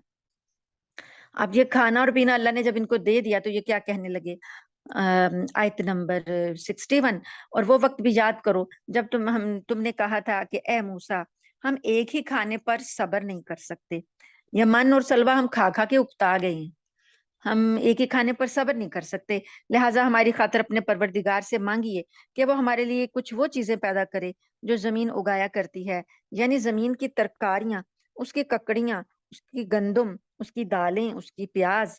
मूसा अलैहिस्सलाम ने कहा जो ग़िज़ा बेहतर थी, यानी जन्नती खाने थे, और ये रोस्ट था तुम्हारे लिए, परिंदों का गोश्त था तुम्हारे लिए, और आसमान से अल्लाह पाक मन उतारते थे, तो वो बेहतर थी तुम्हारे लिए। क्या तुम उसको ऐसी चीजों से बदलना चाहते हो जो कम दर्जे की हैं? खैर, अगर तुम्हें ये पसंद है तो एक शहर में जा उतरो, ये शहर फतह कर लो, वहां तुम्हें वो चीजें मिल जाएंगी जो तुमने मांगी हैं। तो इन यहूदियों पर अल्लाह पाक ने जिल्लत वजूरिबत अलैहिम जिल्लत वल मस्कना, जिल्लत और बेकसी का ठप्पा लगा दिया गया। क्यों लगा दिया गया? ये बात अभी पहले मैंने आपको बता दी कि इनको कहा गया कि इस शहर को फतह कर लो, तो इन्होंने कहा कि वहां कौम बड़ी जबरदस्त है, तुम जाओ, तुम्हारा खुदा जाए, जिहाद तुम करो, शहर फतह हो जाएगा तो हम आ जाएंगे। एक ये बात। दूसरा इन्हें कहा कि सजदा करते हुए दाखिल होना, हित्तातुन कहते हुए दाखिल होना, इन्होंने उसकी नाफरमानी की तो उन पर अजाब नाजिल कर दिया गया। तो जब इन्होंने हर हर हुक्म की नाफरमानी की, तो अल्लाह पाक ने इन पर जिल्लत और मिस्कीनी का ठप्पा लगा दिया। वबाउ बिगज़ब मिन अल्लाह, اور یہ اللہ کے غضب کے حقدار ہوئے. ذالک بانہم کانوا یکفرون بآیات اللہ. اللہ تعالیٰ فرماتے ہیں یہ سب اس لیے ہوا کہ یہ اللہ کی آیتوں کا انکار کرتے تھے. یکفرون بآیات اللہ ویقتلون النبیین بغیر الحق. اور پیغمبروں کو ناحق قتل کر دیتے تھے. تو اللہ پاک نے فرمایا کہ یہ اس وجہ سے ہوا، یہ پیغمبروں کے قتل کرنے کی جسارت یہ بھی اس وجہ سے ہوئی کہ ذالک بما عصوا وکانوا یعتدون، کہ یہ نافرمانیاں کرتے تھے اور حد سے زیادہ آگے بڑھے ہوئے تھے نافرمانیوں میں. تو یہ ان کی خصلتیں تھیں جو اللہ تعالیٰ بتا رہے ہیں. ان الذین آمنوا والذین ہادوا والنصارى، آیت نمبر 62. حق تو یہ ہے کہ جو لوگ بھی مسلمان، خواہ وہ مسلمان ہوں یا یہودی یا نصرانی یا سابی، اللہ اور آخرت کے دن پر ایمان لے آئیں گے اور نیک عمل کریں گے، وہ اپنے پروردگار کے پاس اپنے اجر کے مستحق ہوں گے، اور ان کو نہ کوئی خوف ہوگا نہ وہ کسی غم میں مبتلا ہوں گے.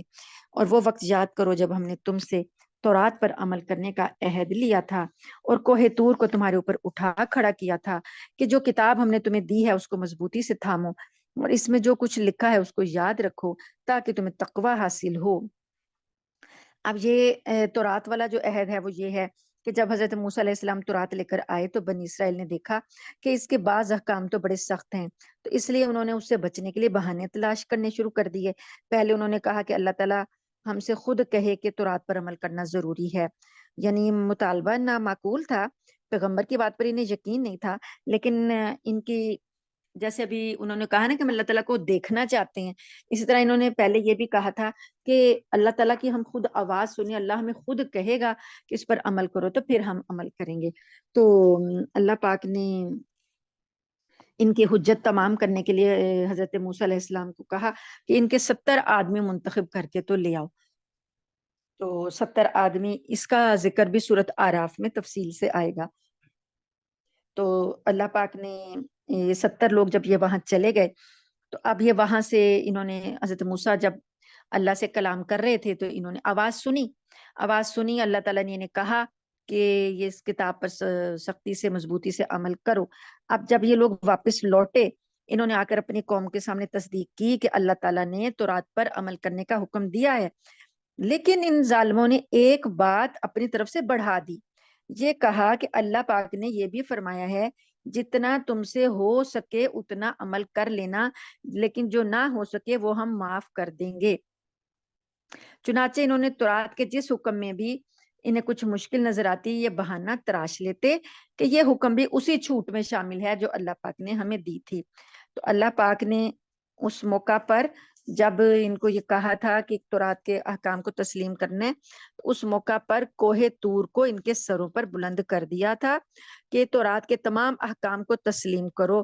جب انہیں یہ اندیشہ ہوا کہ یہ پہاڑ ہم پر کہیں گرا نہ دیا جائے تو انہوں نے تورات کو ماننے کا اور اس پر عمل کرنے کا عہد کیا. تو اس آیت میں اسی واقعے کی طرف اشارہ ہے، لیکن جب آگے واپس آ کے پھر انہوں نے اس میں بڑھا دیا کہ یہ جملہ بھی اللہ نے کہا تھا، یعنی ان کی نافرمانیاں حد سے زیادہ بڑی ہوئی تھیں. تو اللہ تعالیٰ فرماتے ہیں کہ اگر فلولا فضل اللہ علیکم ورحمتہ، اگر تم پر اللہ کا فضل اور رحمت نہ ہوتی، لکنتم من الخاسرین، تو تم ضرور نقصان اٹھانے والوں میں شامل ہو جاتے. وَلَقَدْ عَلِمْتُمُ الَّذِينَ اعْتَدَوْا مِنْكُمْ فِي السَّبْتِ فَقُلْنَا لَهُمْ كُونُوا قِرَدَةً خَاسِئِينَ. اب یہ والا ایک واقعہ ہے، واقعہ سبت، یہ بعد کے زمانے کا ہے، یعنی جو حضرت موسیٰ علیہ السلام کے زمانے کی باتیں ابھی چل رہی تھیں کہ موسیٰ علیہ السلام اور تورات کا نزول کے بعد کے جو واقعات تھے یہ ابھی تک چل رہے تھے. یہ بعد کے زمانے کا ہے. موسیٰ علیہ السلام کے بعد ایک وقت ان کے پاس ان پر ایسا بھی آیا کہ ہفتہ جو تھا ان کی عبادت کا دن مقرر تھا، تو اس دن میں ان کے لیے جیسے ہمارا جمعہ مقرر ہے تو ان کا ہفتہ ہے اور عیسائیوں کا اتوار ہے.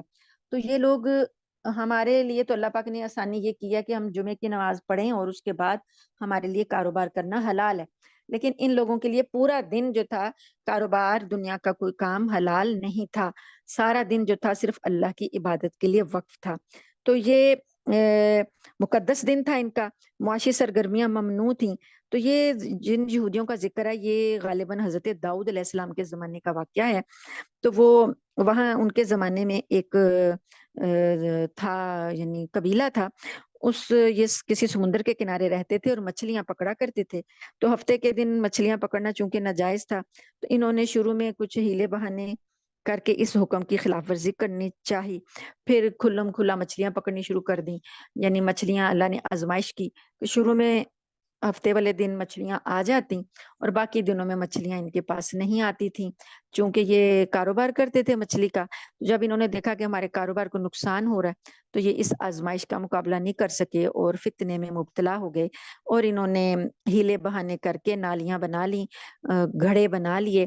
ہفتے والے دن اس میں پانی چھوڑ دیتے، مچھلیاں آ جائیں تو اتوار کو پکڑ لیتے. تو اس طرح کی جب انہوں نے نافرمانیاں کی، کچھ نیک لوگوں نے انہیں سمجھایا لیکن یہ باز نہیں آئے، تو بالآخر اللہ پاک نے ان کو ایسا عذاب بھیجا کہ ان کی صورتیں مسخ کر دیں.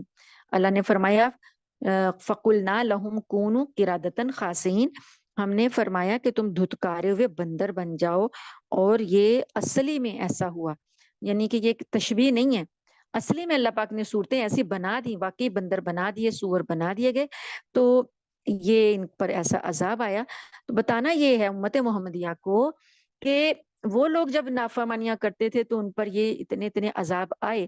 تو امت محمدیہ کو عبرت دلائی جا رہی ہے کہ تم لوگ بھی اب پچھلی قوموں سے عبرت پکڑنا اور ایسے کام نہ کرنا جو یہودیوں نے کیے اور اسرائیلیوں نے کیے.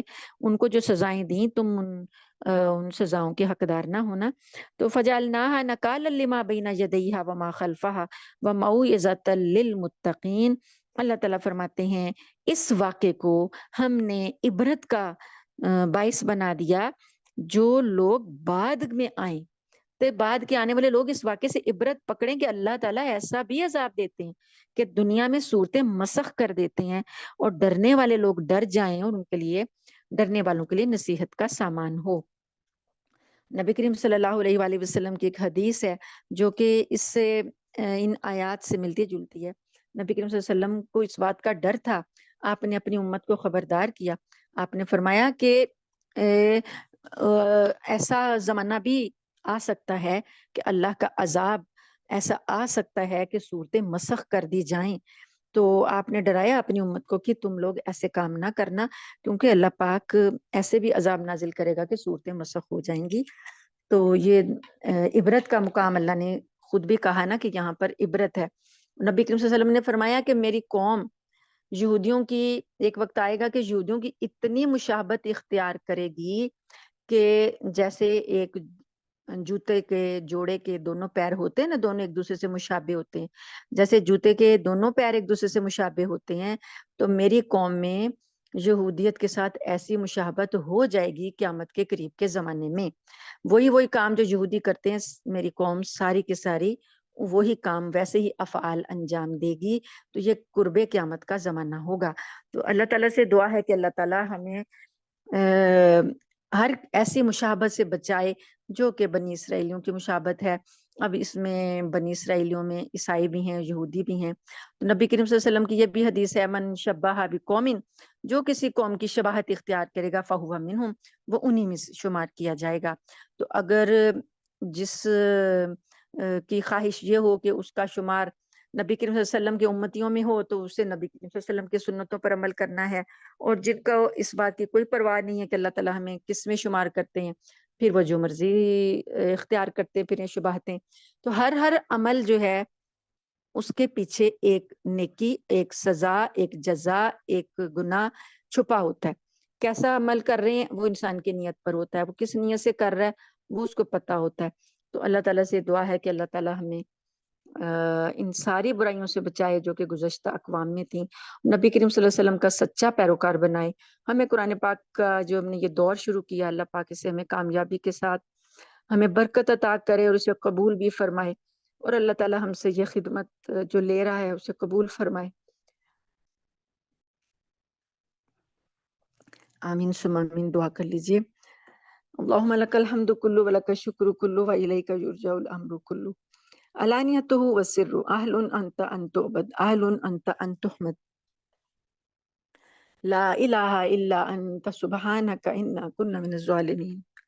یا رب لک الحمد کما ینبغی لجلال وجهک وعظیم سلطانک سبحان اللہ وبحمدہ عدد خلقہ ورضا نفسہ وزنۃ عرشہ ومداد کلماتہ اللہم صلی علی محمد وعلی آل محمد کما صلیت علی ابراہیم وعلی آل ابراہیم انک حمید مجید ربنا تقبل منا انك انت السميع العليم وتب علينا انك انت التواب الرحيم وصلى الله تعالى على خير خلقه واصحابه اجمعين برحمتك يا ارحم الراحمين سبحان ربك رب العزة عما يصفون وسلام على المرسلين والحمد لله رب العالمين آمین ثم آمین. جزاکم اللہ خیر. السلام علیکم ورحمۃ اللہ وبرکاتہ.